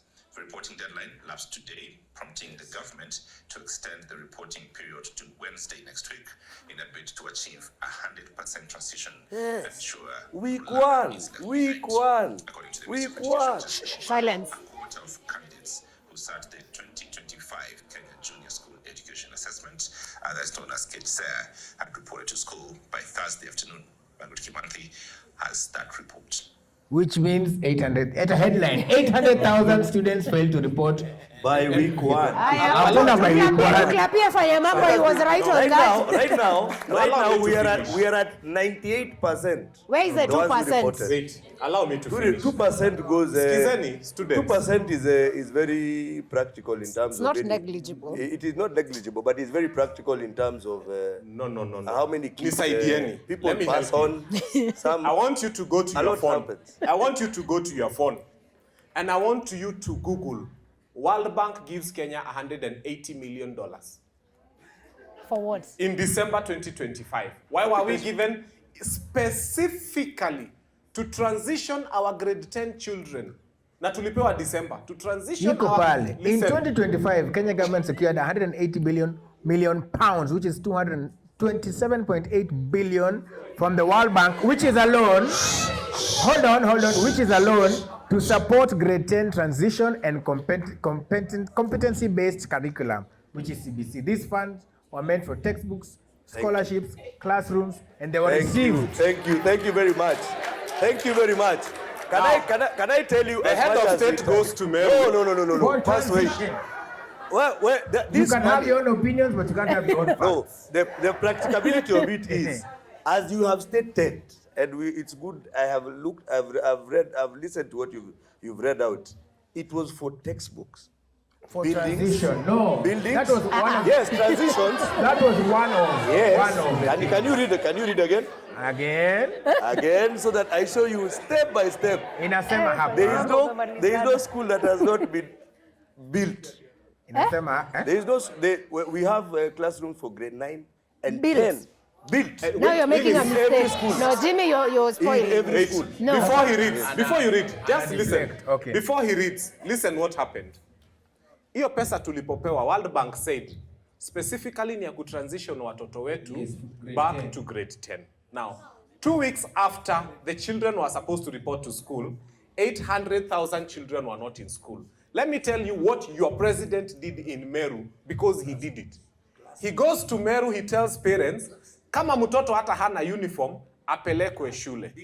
But I want you to get the second line of what the president said. He said, na kama wazazi ile siku, he said, ile siku wazazi watapata pesa. Watali? He never mentioned about this 27 billion that was given a month ago. That was in December. Secondly, he tells us at just after 1 week, mtoto wa MP mgani, ama president, ama whoever, watoto wa president, ni mgani aliwahi enda shule after 1 week, after all the others have reported, na akasema just 1 week. It is okay. He should start with his children being late for school, and then our children can be late for school. No. You cannot come and tell us that it is normal that wamechelewa na just 2 weeks juu ni watoto wa maskini. Kama kuna mtoto atachelewa kurudi shule, tuanze na watoto wa president kuchelewa kurudi shule, watoto wa MP, watoto wa senator, ndio mtoto wa maskini achelewe kurudi shule. Now you're becoming emotive. All right. It's becoming emotive in a very wrong Wait, way. I'm coming to you, Jimmy. Yes. I think Fanya Mambo, they say you can't argue with numbers and facts, Yes. right? What has been read is news reported, right? Yes. It's not his making. Yes. We have proven. It's on the World Bank website. Yes. Yes. We want you to explain to us from where you sit and when you're in these government meetings, what is this about and why is it happening? I wanted Willis to read that so that it goes down. I do it trickle down. He can read. Willis will not say no to the reading, I'm sure. Yes. I want it, and we look at cost implications for everything. All right. Let us be practical. Mid-2025, Yes. the government procures a loan from the World Bank purposing to ensure 100% transition. The loan amounted to 180,600,000 euros plus some other 37 million in form of grants. The money was to cater for teachers, classrooms, textbooks, scholarships for any needy student, and free lunch to ensure transition and in grade 10. No, it is okay. It is very okay. It's very okay.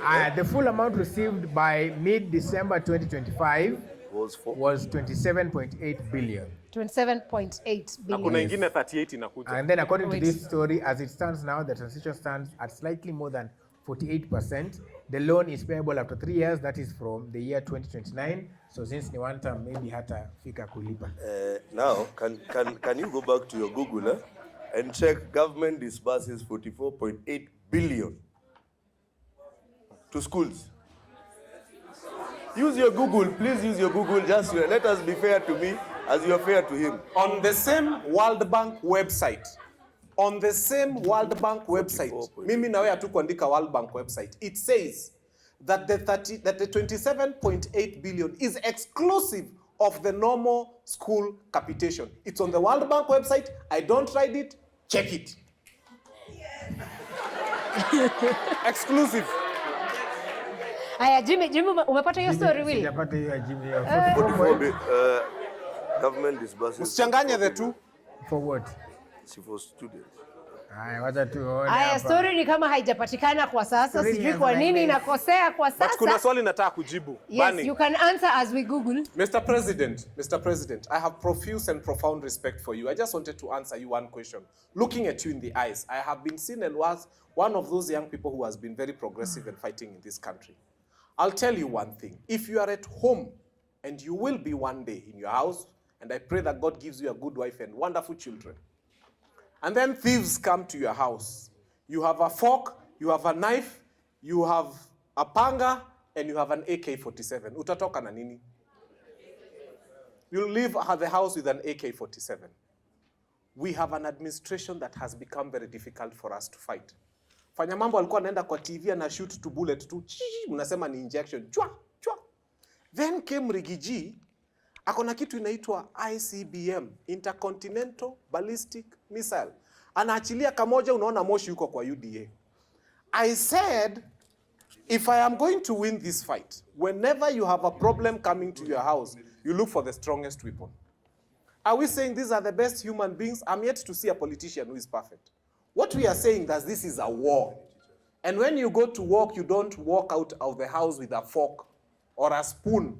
You look for the strongest weapon available in your house to help you fight the fight that you are fighting. Hizi shida zingine, when we start coming and saying that we are looking for a politician who is a saint, I'm yet to find one.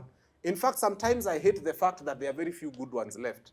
But let me tell you, there comes a time in your life when in your own house you have to choose between fighting your enemy with a fork, just because you think the fork is clean inakulanga tu na mdomo, or the AK-47, which has been killing other people in the past, but you still need the AK-47 because the enemy is so strong. That is my response as to why very many young people are working within their parties they are working today. Our beloved friend Edwin Sifuna could leave ODM, but where will he find saints? Unapigana na hao wako huko, hao ndio Mungu aliacha hii dunia, hao ndio wako. Munalimana huko mpaka mnaheshimiana. And then you become something in future. And then Denyoro is a wonderful leader. Where is he? He's in UDA. Can you imagine if he left UDA? What will he become? So he knows that UDA is a terrible outfit, perhaps the worst political party you've had since independence. But he has to be there with his cleanliness and do something from somewhere. So generally work with what you have, because we may not be in a position to form a party today. However, and influence people to join that party. But However, I'm not okay. saying that you do not form that party and that people do not join. Get that outfit out. If it works for you, work with it. Politics, you work with what you have, because at the end of the day, politics is a thing of either winning or just becoming a leader. If you want to win and you're in, say, in Kakamega, and you have a DCP. No, let's even work with this. There is DCP and there is DAP, the one for Eugene. Chances are DAP will win.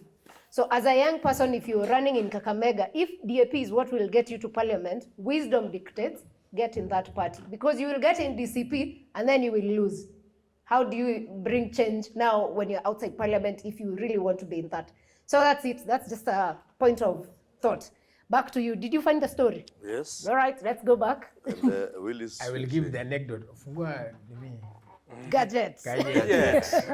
Iko na password ine. Password. Na mbona hiyo story iko kwa simu yake pekee kwa No, nini? Ama una data? Iko kila mahali. Iko, lakini kwani- but I will prove. I will give so that you don't finish until I finish my statement. Sawa. Because there are dates and the dates are important. All right, so this is a report that says the government has disbursed 4.2 billion for term 1 2026 capitation to public basic education institutions. 44.2 billion. Hiyo mnajua kuangalia. Lakini pesa ya kurenovate State House. Haya. The Kenya government has disbursed 44.2 billion for term 1 2026 capitation. This funding covers primary, junior and senior schools to ensure smooth operations for the new term. The disbursement represents 50% of the total annual funding intended to improve education. It was disbursed, according here, it was disbursed January. This is when this story was done. But, however, the story of the 800, this was January 8th. This other one is January 16th, what were complained. Yeah. Yes. So, that this was January 8th were dispersed, but after could disperse here, January 16th, 800,000 students were still unable to. Yes. Which means hapo kuna Sasa hapo ndio ilikuwa inakuja civic education, and Hapana, civic education and I gani? think the Hiyo ni president, mathematics. no, and the president made it clear that nobody should stop anybody from going to a school, whether, and he gave it as a directive from government. And then again, it there is was a good he story on says that- NTV and on Citizen for the people who are still at home and who are stopped from going. But, And so you won't arrest Goons, that one- you won't arrest head teachers. No. You won't arrest nani? Hapana, hiyo sasa, I think that one, you cannot put it as a majority in terms of the That was reporting. one of many. Yes, one of many. Yeah. It happens. I think the concern there, Jimmy, was Yes. you send kids to schools, Yes. right? There are principals, they will receive them. Yes. Where will that kid sleep? Yes. What food will they eat?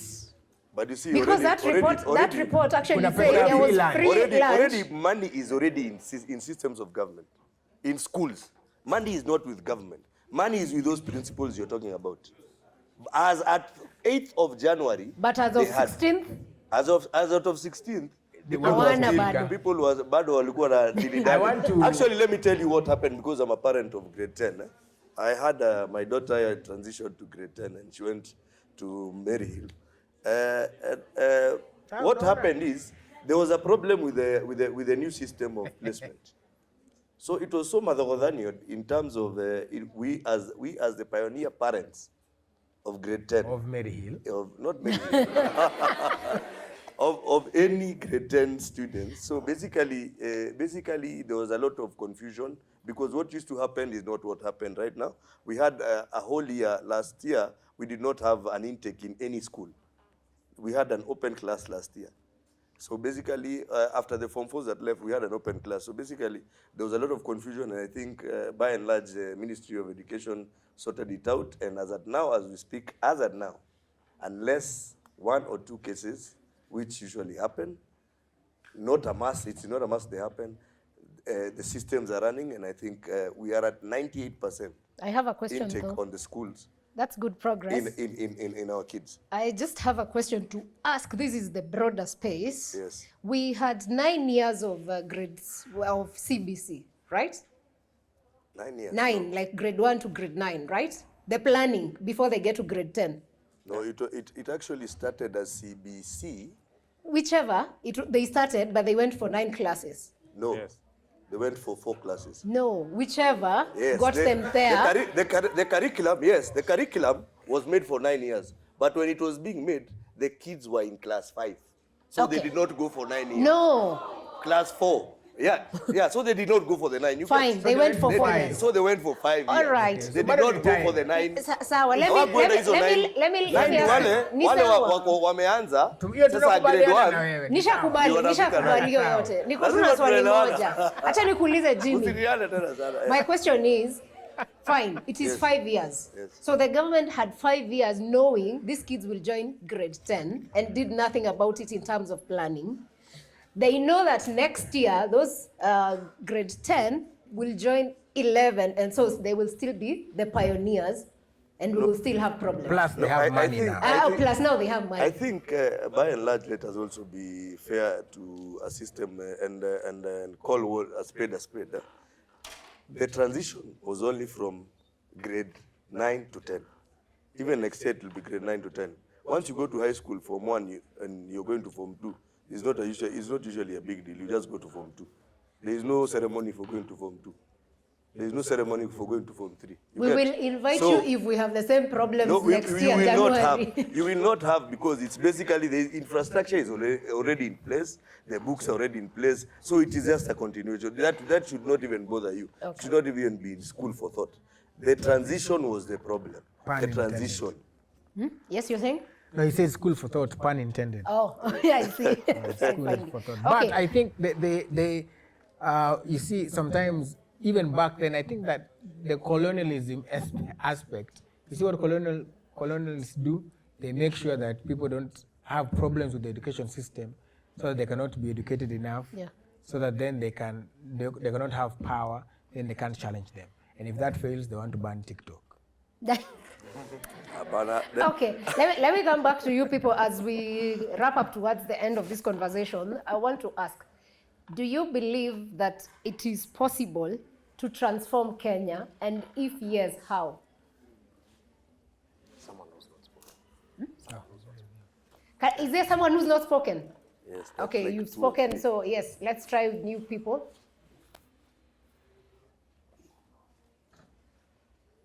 Your name, tell us if you're a registered voter. If not, we will send you to the nearest IEBC office. I'll bring them here. Hello, everyone. Yes. We can hear you, yes. So my name is Liu Anyuke Maina. I'm a registered voter, of course. Makofi kwake. So it will not come like direct how we can advance our country. But one question for Jimmy. You see that logo there of Zetech? Like, I don't know, 3 years back or 1 year back, ilikuwa in another form.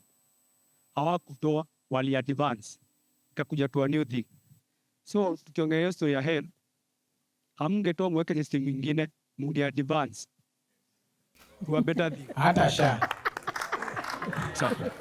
Then, same to sha, munge advance hiyo nini ya NHIF. Niambie shida za hii mpya. Okay, do you have like a major problem? Can I ask you something? Major problem. Yes, okay. Sijui kama, okay, no due respect. Sijui kama uko na mtoto ako uni. Bado, buda, usiriasi. But in your family, unajua ningekuuliza swali gani? Huyo mtoto wako ako kwa hiyo system. Na kama hako, wanatumia hiyo probability yani mtoto wako ako hapo, lakini hako identified kama wa Jimmy. Tuseme tu ni probability, like tunapick mtoto randomly. Tukisema tunamweka kwa classes, mtoto wako atakuwa hapo kweli. Hawezi, si ni ukweli? Kitu kingine ni hiyo ya SHA. You are not registered as a SHA member, si ni ukweli? Why not? Si juzi tukiwa maandamano mlituambia mnatumia system yenu ya hospital funding. It's true. I'm not a member of parliament. Members of parliament. I'm not a member of parliament. Or DCP or ODM. But I'm not a member of parliament. I am part of the 28 million Kenyans who are under SHA. Uongo. Mboka zangu zingine ndio zinaweza jipanga ka system kangu kamtaa mfuko ya. Second thing is about that Sifuna. Hiyo on Sunday. Hiyo akisema zima sijui tear gas na jacket. Sometimes tunafaa tufikirie kama watu wanasoma. Si president atuambia amesoma. He holds a PhD. Yeah. He holds a PhD. So, wacha tusiende kwa tear gas. Hakuna supermarket inauza. Hakuna supermarket inauza. But then ukienda kuzima gas, tukifunzwa kuzima gas na hawa watu wa firefighter nini, tunaambiwa aje uwekelee nguo. So Sifuna itoka na tape gani? Because he is a leader. Ekelea jacket, meeting iendelee. Si ati sisi wote toroke. Lakini tear gas ilitoka heaven ikalanda hapo pa. Na hakukuwa na makaramu. Wherever the place. Lakini aitoka as a leader. Hakukuwa aje. Tuendelee na meeting. Hawa watu unajua Rigathi alikuwa kwa system. Bado wako na stock. Are you saying Rigathi has tear gas? Yes, I'm sure. Yes. He was not in Kakamega. So ngoja hola. So unajaribu kusema number one, so that's you're saying one, if somebody leaves office as a deputy president, he has access to tear gas. Number two, anaweza toka nayo. Aenda achukue akae nayo pahali. Sasa mimi niko na tear gas yangu. Unajua nini it is let me explain like this. Rigathi was the second in command, Na mimi namjua poa sana. Ule msee ni skima mbaya. Na ule msee bado kwa hii system, kumbuka kuna watu alikuwa amejenga na ni makarao. Si ndio? Kuna watu wanaegemea pande yake kisiasa, kimtaa, juu ya hiyo siasa ama ile design. Kuna msee alipromote na ni bigi saa hii. Kwa hivyo atambui historia, sijui nini, katia gas kamoja tu ili kupatiana. Sio? Mboga si kazi kubwa, unanielewa? The problem all starts with regulating our police force and our police nature not to be rogue, because once the police force is rogue, like I'm telling you, we were on the other side of the divide. We were fighting against Uhuru. Mimi ile time nimelala cell 3, nimechukuliwa na special crime mara 3 Kenya hii. Nimechukuliwa nikapelekwa Jambini, tukatupa huko Jambini kwa forest. Ni 2019 nimeshikwa tukiwa na kile Moses Kuria, tukalala hii nilikuwa Karori police station huko mahali kuna njeve ka nonsense. Tumeshikashikwa, yani tulifinywa. Atulipishi. But it is good also to understand, as much as unasema hiyo tear gas ati ni gava iko nayo. Remember, in government we have human beings. They are not robots. They are no robots. And you know our system. Kama bado madhiri zinapatiana kachwani, mpaka sisi wenyewe kama nyinyi, particularly you guys, because you have a bigger voice. Sisi at some point tulikuja tukakuwa, millennials became compromised, wengine walisurrender, mapresha za kuzaa na kulea zimetukalia. Kwa hivyo pressure ni mingi. So I'm not saying ati sana ati gavana inapati ati tear gas azitupagu, tear gas inatupagwa poa. Hata hiyo wetemo ulikuwa unaona wale walikuwa natupa si pande hii, lakini zingine za Rigathi, na tuliambiwa na ule MP, huyo MP wa Juja alisema alikuwa amejikidnap ule jamaa. Si alikuwa DCP. Alikuwa anapiga nduru na hapa nyuma. Zini ndio yeye mwenyewe alisema ule jamaa ni kipi? Na ni mzuri sana. We got it from the horse's mouth. That is a member of parliament, a respected person, George Koimburi. He said it with his own mouth. Huko tulikuwa nafanya sinema fulani na fulani. So let us not also open. Msipige tena gava tena sana. Zingine ni masinema za watu na lazima mboka ipigwe ndio wakuje pande yetu. Lakini tutaona, lakini tunawaambia tuongee 2032. Please don't buy. Please. Sometimes it's good to listen to some things and then you choose not to listen. Please don't buy some of these rubbish. But it is Let me tell you why. When we wake up one day and these young people post online the photos of the policemen who were throwing these tear gas, and this administration has not arrested a single one, then the question becomes, okay, gava muko na shida na Rigathi Gachagua. That's fine. Then the next question is, mumemshika na makosa ya tear gas. Mbona msishike huyo mwenye akona hiyo tear gas? You have such a nice reason. Wait. Mimi kukusumbua ukiongea. You have such a nice reason to get a hold of him. You don't. And then you come and say tunajipiga tear gas. I like talking about my friend George Koimburi. And I call him my friend because he's amazing and interesting. He's the same person who came and said that walikuwa nalipwa 2 million wa impeach Rigathi Gachagua. When he says that government says is untrue. But when he says, the same mouth, that Rigathi Gachagua has got his own tear gas, the government says that is gospel truth.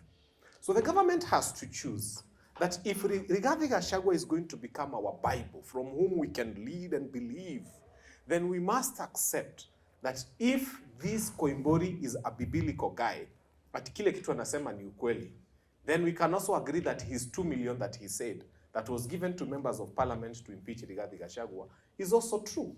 So we cannot come and be selective with the truth about a leader and say that when he speaks about 2 million is untrue, but when he speaks about tear gas, it is true. I mean, sometimes check the character of some of the people. Without character assassination, ask yourself, first by going to the court portal. Because I'm a lawyer. Go to the court portal and check. Fanya Mambo ako na kesi ngapi kotini na zinahusu nini?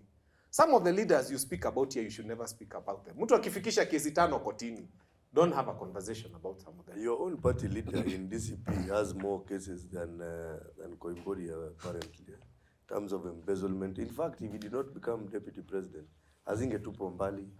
So let's not talk about this tear gas thing and Koimburi like there is any lie. Yes. I have a question to Jamie. Yes. Are you really sure that with the current government, Kenya is still a democratic country?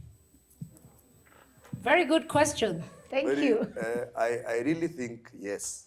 Number one, yes. He asked and I think yes. How isn't it? Please show me how isn't it. Okay, define what is democracy to you? Open space, free will, to elect, to lead, to talk, To be abducted. freedom of speech. To be abducted, It has happened. to be killed on the street, Risasi ya mguu. to be abducted, to be killed on the street. Piga mtu risasi afike Let me tell hospitali, you, aende kotini. hizo mambo hazikuwa mzuri, and I'm also a human being. But what happened, the Gen Zs of Kenya, and what happened when we were fighting for that, when the Gen Zs were fighting about the finance bill, is something very peculiar, something that has not happened to any country in the world. Eh? Yes. Forget about the Arab uprisings. There is no Gen Z in the world that did what Kenyan Gen Z did. So it was a peculiar situation for a people who had never thought of what was coming to happen. These old guards still thought they are running the show. Then shock on them. Gen Zs brought something nobody, including themselves, thought they had the power to go where they were going. So it was a peculiar situation, dealt with in a peculiar way. Sorry, we lost so many lives, and I am not propagating for any loss of lives or abductions. But also in the same context, we saw, what's his name? Who? Which one? What's the This story? guy. Which guy? What's the story? We will name the guy. Say the story. We saw, And also let meanwhile- me first listen, I'll tell you. Yeah. But also meanwhile, you see the other thing that is, as just to answer then you continue. The other thing that we must also demand as youth and as Kenyans is that, and I think Fanya Mambo alluded to it, you see as a government, sorry is not enough.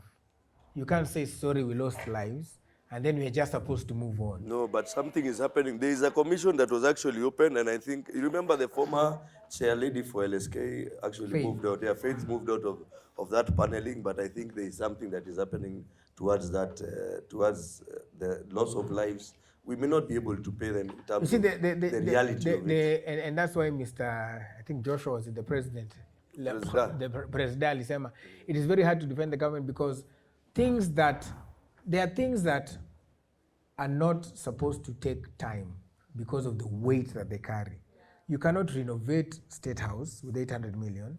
You cannot overshoot your budget spending as State House by billions of shillings. That one you can do quickly, but you can't pay teachers, you can't pay nurses, you can't pay doctors. And then when somebody dies, let us take time. No, we are looking into it. The way una spend your pesa haraka ya kutravel, si pia uspend pesa haraka au compensate our Everything in government, which is okay. Everything in government, you can't just wake up, hata kama ni preso, apart from spending. shika do, ati atumie do ya gava. Unless ana fly out. Hata kama ana fly out.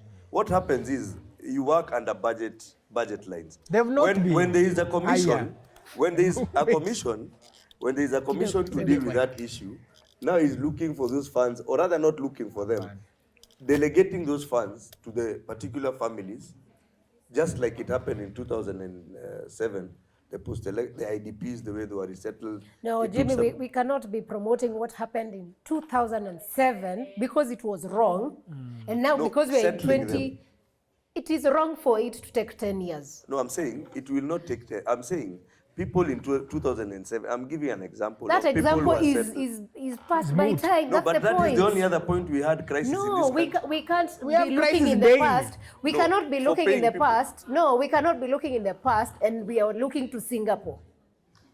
I was giving an example of Thank you. Yes, the Just for gentleman him, there. because he's on Yes. he's standing there. You said that the Kenyan Gen Z did something that no other Gen Z have did in the world. Yes. But there were 148 cases of killed Gen Zs. But, okay, if it was wrong, why did the government allow the cases to be forwarded in the law courts? And even, I'm very sure even yesterday I saw that the parents were complaining that they did not get justice. That means that the government was behind what was going on. And also about the tear gas for Sifuna. Sifuna quoted that the government to stop giving youth tear gas and guns to disrupt the rallies. alikoti wakasema mwache kupea. So like si ati ni youth wamejipanga, ni youth wanapangwa. Okay, for example, I come from Narok. There were some by-elections November. Before the by-election took place, the government... Audibility. Iko You sawa? can respond first. Bonga tu sawa. There was one MCA aspirant from UDA, and the governor is from UDA from Narok. He quoted and said that the aspirant MCA from the UDA party must take the seat because the president has said. What does he mean? Because they are using the power they have rather than doing things according to the constitution. Okay. Thank you. I think Can I I'd like answer to you just respond one? very quickly. Let him Something go first, then we that come touched to you. my heart. When you mentioned the victim compensation, Madam Faith Odhiambo was my classmate at the Catholic University, the president of the Law Society of Kenya, just former, immediate former. She was my classmate at the Catholic University when we were studying law. And one of the things that happened in this country in 2014, Kenya passed a Victim Compensation Act, complete with a victim compensation mechanism.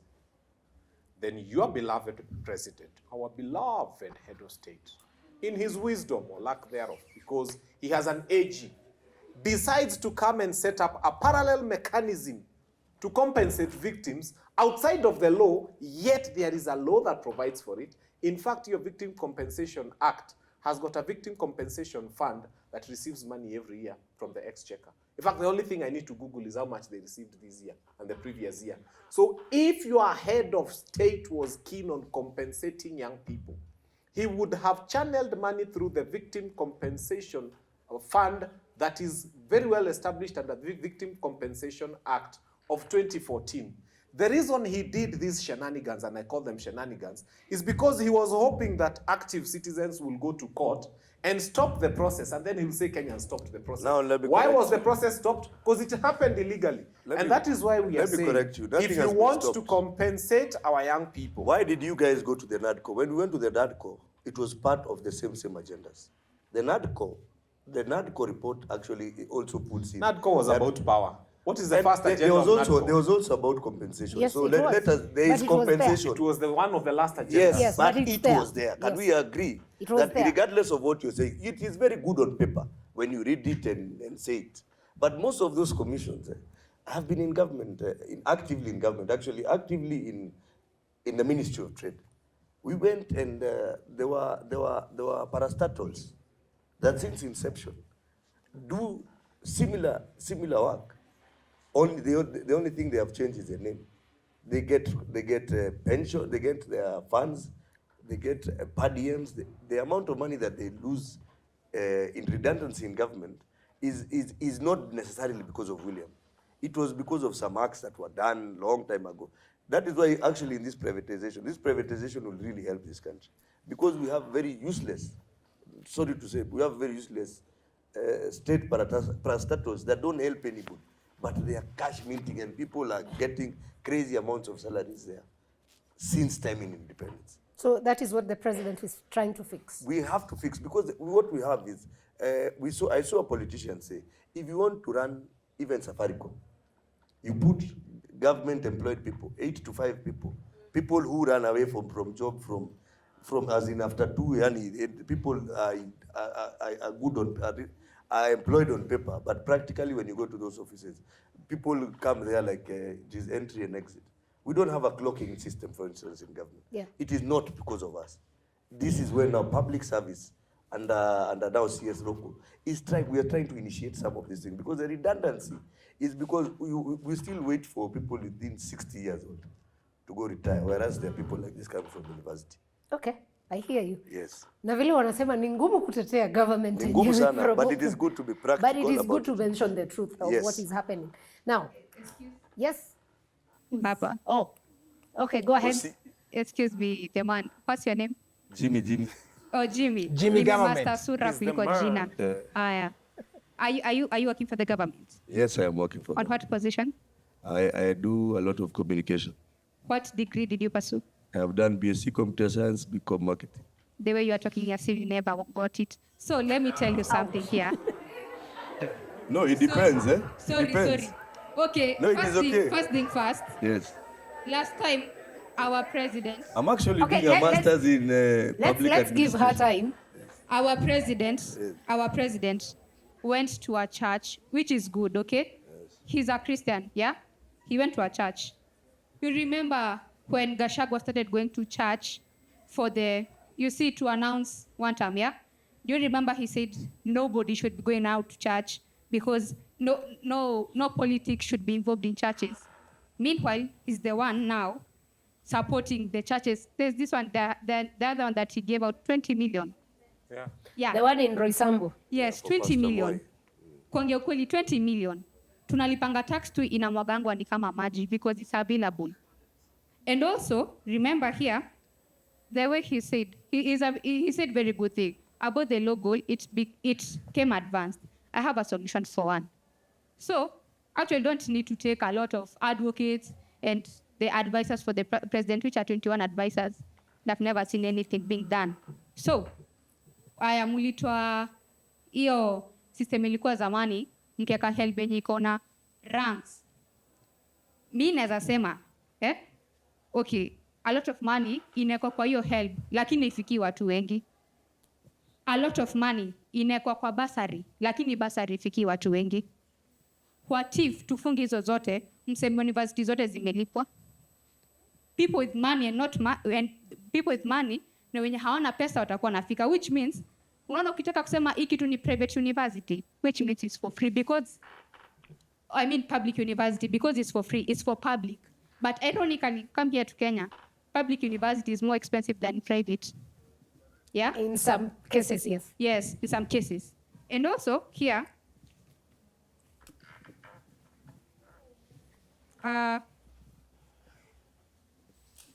for example also, kulikuwa na ulikuwa umesema to regulate our internet, sindio? Which is good. I actually support that, to regulate. But the fact ni, nyinyi mnakazanga penye inawafavor. Penye inawafavor nyinyi. Kumbuka, ile time ile protest, si media zote zilikuwa zimezimwa. Imagine kama kungekuwa na TikTok hizo videos ziende. Yeah, remember, nyinyi wenyewe mlisema izimwe. Because even some nakumbuka ilikuwa NTV ama KTN ilichukua one of the branches iende irecord alafu itatuma baadaye. Right now you're even bribing medias. Zisikuwa zinaleta penye nakumbuka president akienda PCA ikaonekana hizo vitambaa ilikuwa wanawake walikuwa wamebribiwa waende huko. You're even starting by buying voters, yeah? And also right now, nina shanga unafanyaje kazi kwa gava? Because I thought your daughter is studying at Switzerland, you know? Ukiba pesa iba na maana basi. You know what happens? So, thank you. Well said. Jimmy, okay. Just a second. Well said. Please, yes, go ahead. Well said, ya kwanza aliuliza. Hata ilikuwa comments, see questions. There was something she said about the help bans and advancing. the issue of what is the first one she said? Ibadikita. Umeenda tu Lulu. Pole. How do you work for the government? How I work for the government?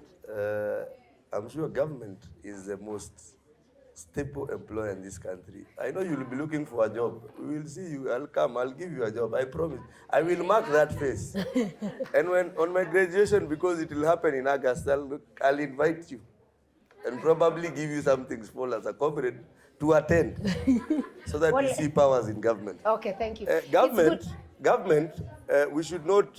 Actually, what we need in government, which is what me in government I'm fighting for, is lower the retirement age, let it be around 50 so that we can be able to accommodate. We have a lot of redundancy in government, and redundancy means we have very old people who are supposed to either go home and do their thing, and the young people come up and bring this economy to the next level.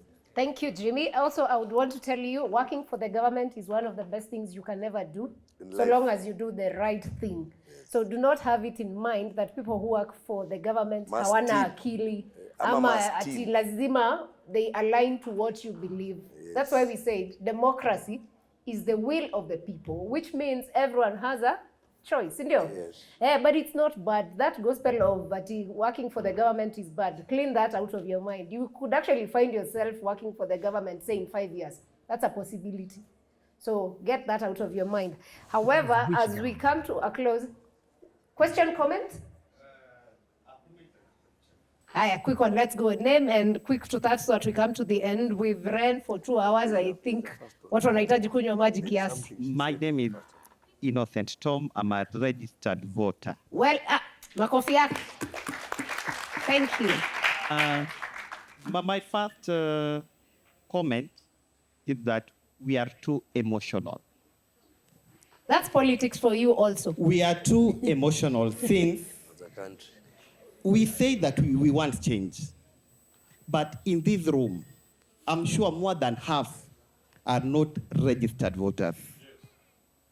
We say That we is want sad. change. We say we want change, and people are shouting here and there. But half of this room, I'm sure, are not registered voters. The second thing, the compensatory board. I'll ask you a question. Is it effective? And yet you are saying the money should be channeled there. Very good. The third thing, why should we trust you? Gachagua, your party leader, was there in 2022 after election. Do you know what happened in the streets of Kondele?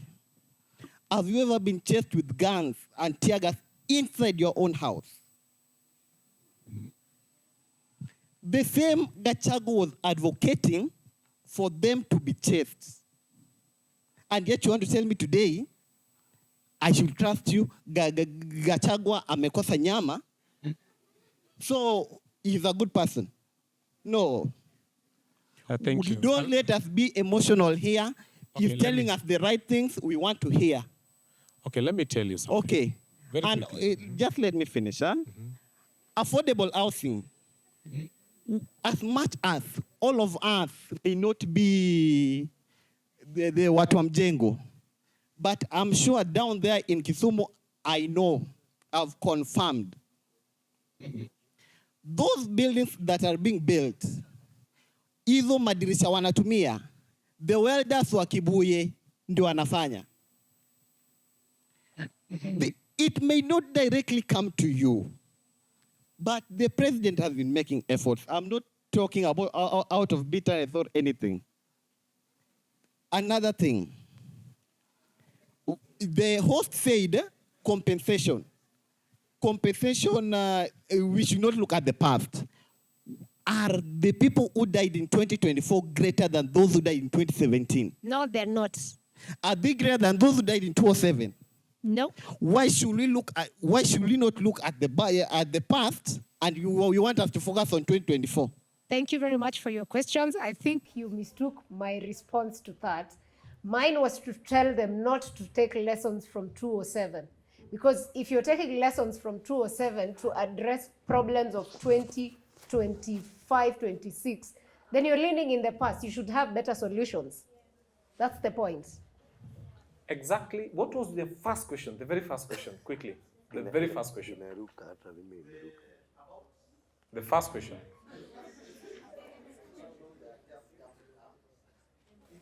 Why should I trust what you are saying? Okay, thank you. I'd like to tell you this. Each one of us now at your age, you've been in one relationship or another. You cannot judge your next boyfriend or girlfriend based on the mistakes of your previous one. But this one is the same boyfriend. If you set so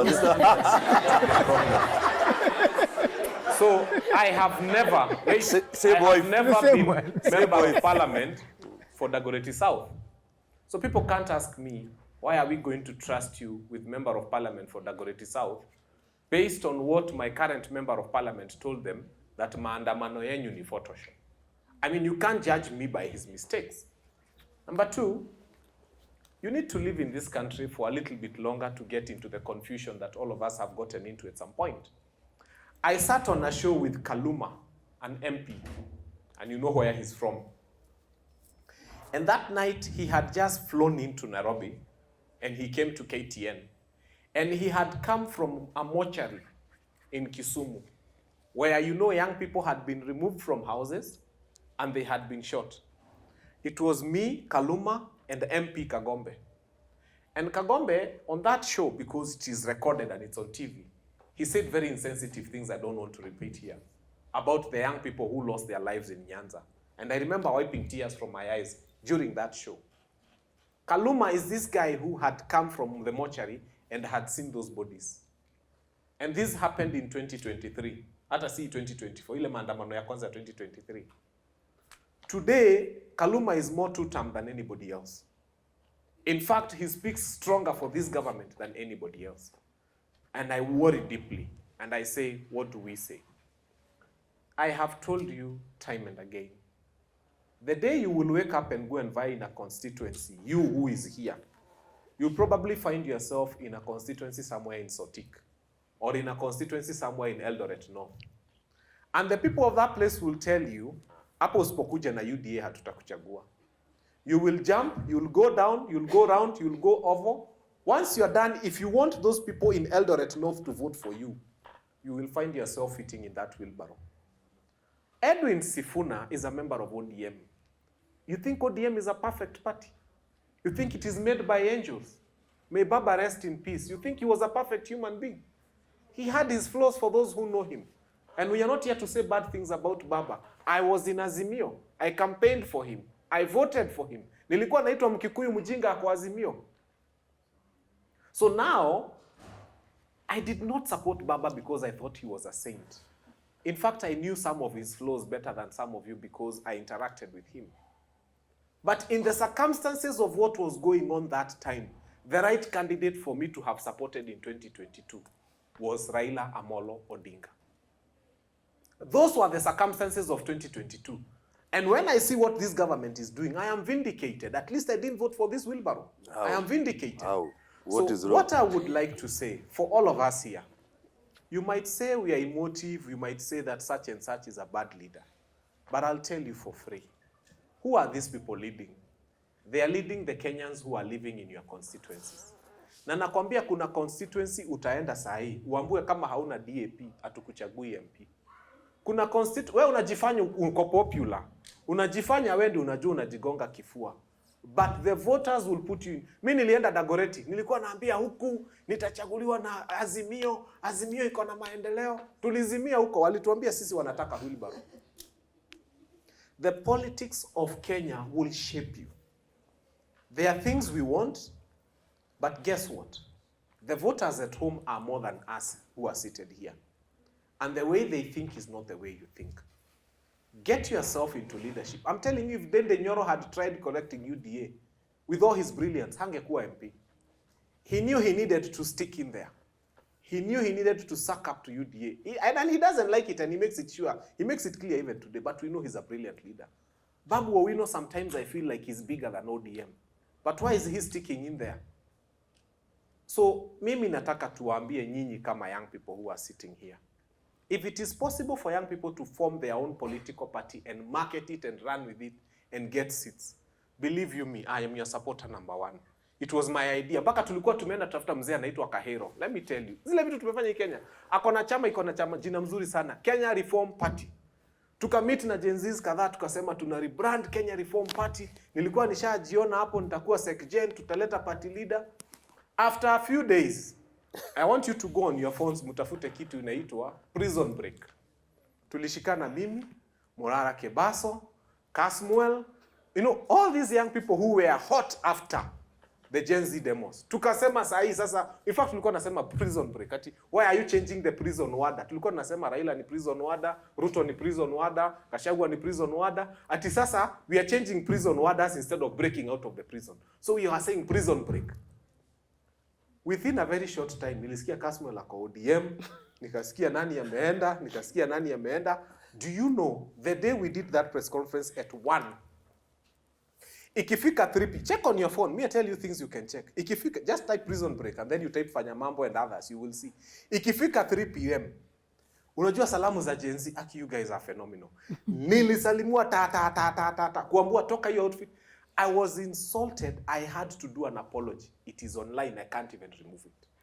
Nilitumua messages zikafika more than 5,000 za kuniambia msijaribu kushikana kama young people, vichwa zenyu ni mbaya. By the way, hata Kasmuel alitukana, walizima simu siku 3. Na ukiangalia zile namba zinakutukana, hakuna 0722. Ni 011. 011. It tells you young people who are telling you, don't even try to work on your own. So sisi hatuna ubaya. We have tried and we love that trajectory. But me, I tell you, I've been baptized through fire. Prison break. Endeni mutafute. Na mutakuta apology ya Fanya Mambo huko. Nilisema I am sorry. Those who know. 4 days, simu imejaa. I had to do a factory reset. And it is young people insulting me for trying to bring young people together. We start our own party. So, tumejaribu. Na hatutaacha. Aluta continue. Thank you very much. Oh, you can clap, yes. I like it when sometimes people on this side share the reality with young people, because young people are very energetic and optimistic, but sometimes we miss the gaps of realities out there. So it's called harsh reality. Yeah, the harsh reality is not very good for everyone. Sindio? So as we come to a close, I want the two of you to share with us the key lessons that you learned from politics. That's one of them, that parties are very critical. Oh. Me or Jimmy first? Let me start then you end. Let the government bury itself. It's the government. The government was once an opposition, and we were also very vibrant in fighting what we thought was the rich kid. For us, the narrative was Uhuru was a rich kid, so he doesn't know our problems. Apparently, it is only a shift of the monkeys, but the forests are the same. They only move from Mount Longonot to whatever other forest that is there. Basically, what I've learned in the political space is, first, never be emotional. Second, nobody owes you anything in politics. Whether you cry Ruto from morning to evening, if he doesn't know you, he will not care about you. You don't exist. You are nowhere near his books, and you're a non-entity in that whole thing. So if you want to go into the political space, first, kausha roho. Kazi ni ngumu. It's not an easy task. I will be going for Senator of Kiambu, and I'm sure I'll get it. Kidogo. Wale wako ni garagari and piga. Hawa ndio voters. Unajua sasa wako Kiambu. Sasa hawa unajua hawa, that's like I said, hata hawa kuna wale wa Kiambu. Lakini 3/4 watarudi kubakwao. That is the reality of university, which I have been a comrade twice. Yeah. Once na ndio nilisema tunachochananga saa zingine, because after today, as in once you do your last exam, probably your last end of semester, for your graduation exams, my friend, some people you see them after 10, 20 years. Some even die the following day, some leave, some get married. There are people who are married as we are speaking, you know. So basically, it is also good to have a singular mind and stand on principle. Like me supporting His Excellency the President. Mimi hata ukanipatia pesa. Ukata ukanipiga. Me, I know William. I've worked with him, and I believe mostly in his ideologies. What William has done in this country is akili yake iko mbele ya raia na wale leaders zako nao. Sasa hiyo ndio unaona tuko shida kidogo. Amekimbia. Sasa wale wa raia iko nyuma kidogo. Na wale sasa anafanya kazi nao sasa ndio bogus, hata hawaelewi, unajua. Sasa sisi ndio tunafaa kuwa tuko ma minister, lakini nimesikia mtu akiongea story ya minister aliongea and we are also very ashamed. Let me tell you the truth. Sometimes that is why I asked even about the government spokesman, because it is not us who are supposed to be disseminating that information. You remember when there was Mr. Owino as a government spokesman? You'd even wait to hear. He would talk and it was interesting and people understood. But now we have a system where we are trying to fight. It's called, it's like neo-colonialism from our own elders, because they have refused to get out of power. Hata ukisikia mzee akisema nataka power. He wants power. Yani mtu amekaribia, umeongezwa mpaka ile miaka Mungu anaongezaka 70, umeongezwa 15, bado unataka kukaa. So there's an addiction to power, which you should be very careful of. And once you get into the power space, it also erodes even your own thinking as an individual. Some of the things you are taught just fly away like they never mattered. Whatever you used to fear becomes what you do most. So politics is not a bad field, neither is it good. It's very dirty. People lose lives, people lose ideas, people lose themselves in the process. We had even leaders like, who remembers Moses Kuria? Moses Kuria? But he was the most famous politician for the last, let's say, 8 years ago. Si alikuwa anaitwa Jamba Rorere for those who are from Gikwa. So, but now, political clout goes changing. It is aspects. Gen Zs have come, their ideology, their thinking is more robust than us. It is more robust than even the leaders. That's why we have a very big disconnect between government and the young people, because the young people don't care whether government does a good thing or a bad thing. Right? As of now, government is bad. But unfortunately or fortunately, even when you're 70, if you don't believe in government, it will still be bad. So it is about individuals, dissemination of information, getting correct information, trying to see what you listen to, trying to also do research, because we have also lost the reading culture. I'm sure ninyi makomrade, sisi siku yetu kuna time ilikuwa nafika watu hataki kusoma, wanapiga manyundo mamwax, unaelewa? Sasa system ilikuwa ni hiyo. Na kidogo kidogo kuna watu walipita kwa madaktari. Kwa hivyo kuna mtu anaweza kwa kitu dunga shindano na akumbuki. Ako kitu kalisema ni kagani, kafein kagani. Na ndio unaona watu wanapatch, hata watu wana dedi. So basically learn and enjoy yourself, even in the political space. If you want to be a leader like you, Mr. President, enjoy your time in the university. You'll really relish this point. And for those who have the contrary opinions, they're welcome. It is part and parcel. For my sister there, I pray God gives you a chance to work in government. And I am a PS by that time. I will make sure you're rich, but I'll show you how. Thank you. Santini, thank you for also hosting us. I'll give him his... Which government? It depends on the one you're working in also. But anyway, for me, I think I'll say one thing though is the system in communication-wise, in the way that the news is disseminated, in the way that information is given out, in the way that we consume it. Most of the time it is structured in a way that it will diminish your hope. But then that is one thing that you should never, ever let go of as a young person.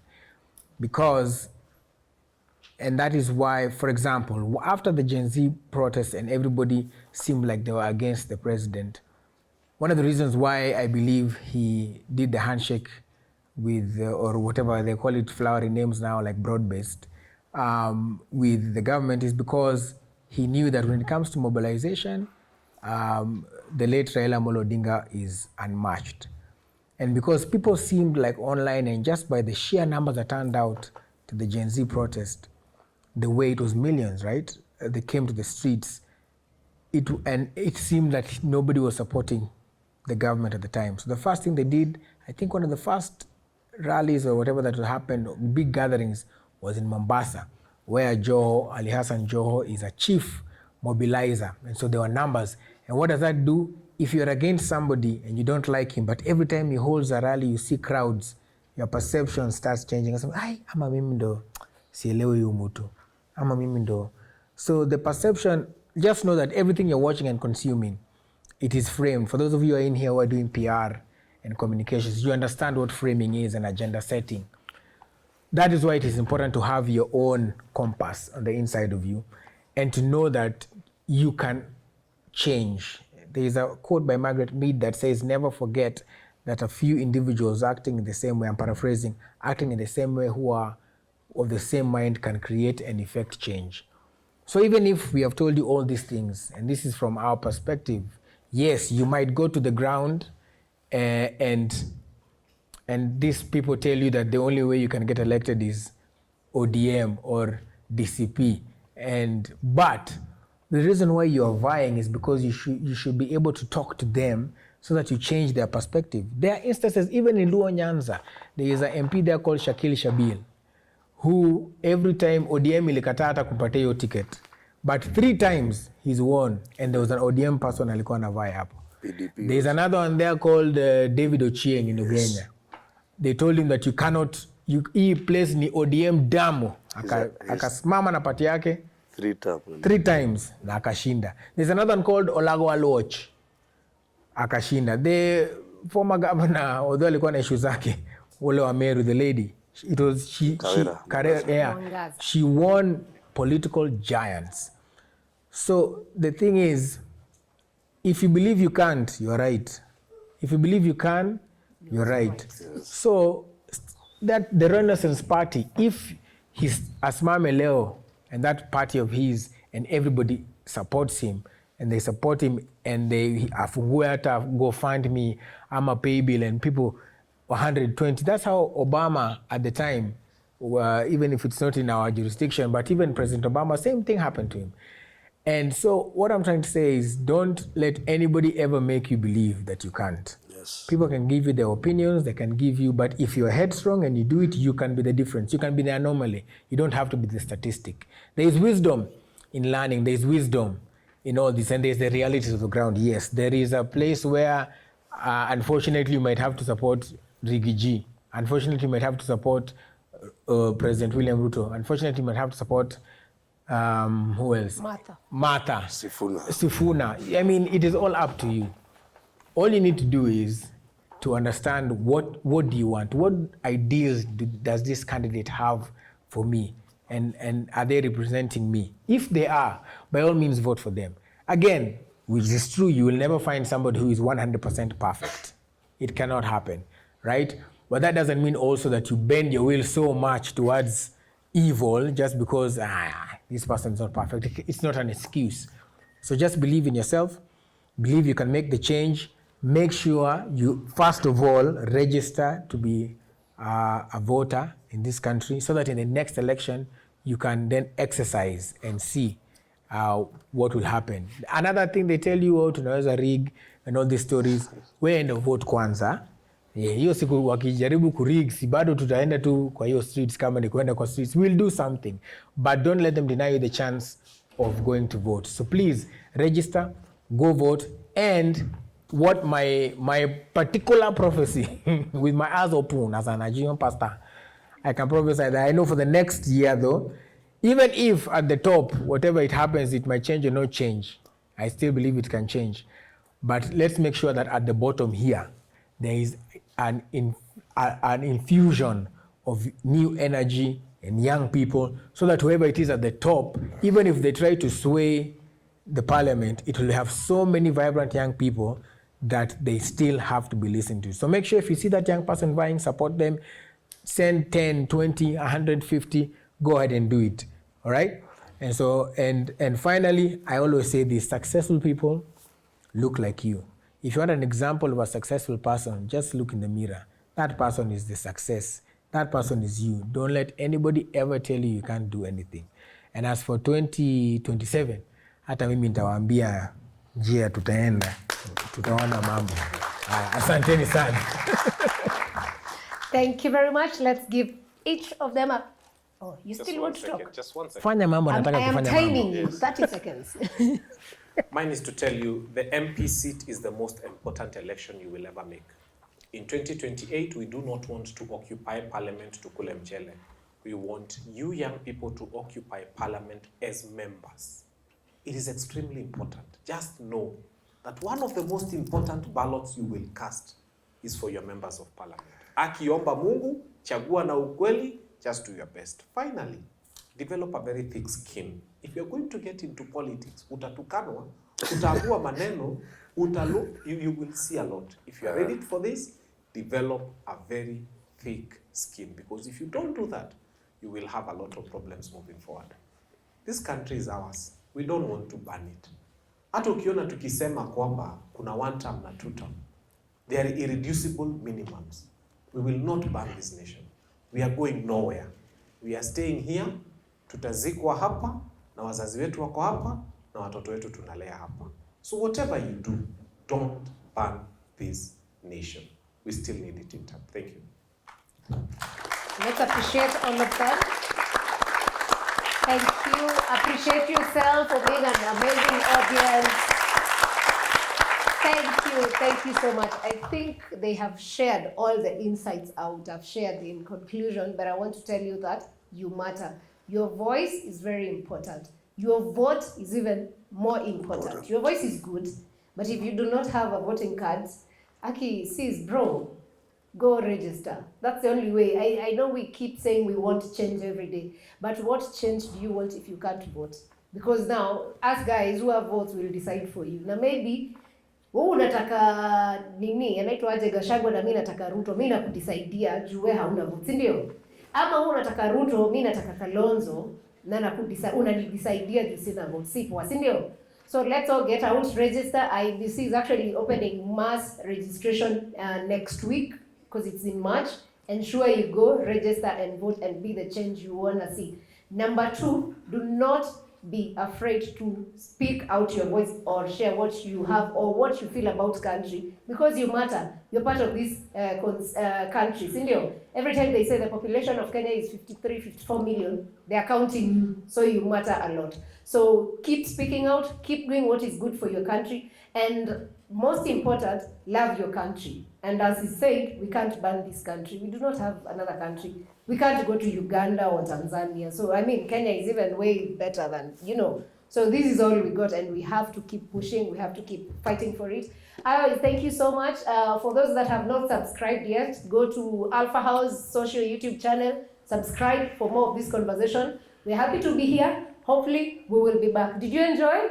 Yes. Should we come back? Yes. Okay, thank you. Thank you so much to Bernard and Sirengo for giving us the opportunity and putting this together, plus the president. I don't know if he's still there or he left. Thank you. Let's appreciate him. Thank you. Thank you so much. To you who've been watching this episode, we appreciate you, and we will catch you on the next one. Comrades power. Power. Comrades power. Thank you. Okay, Jimmy has something he wants to say. Don't kill yourself whether you're elected or not. There are only 3,145 seats out of 55 million Kenyans, so it's not a do or die. It's not a life and death affair. Sindio? Asanteni sana.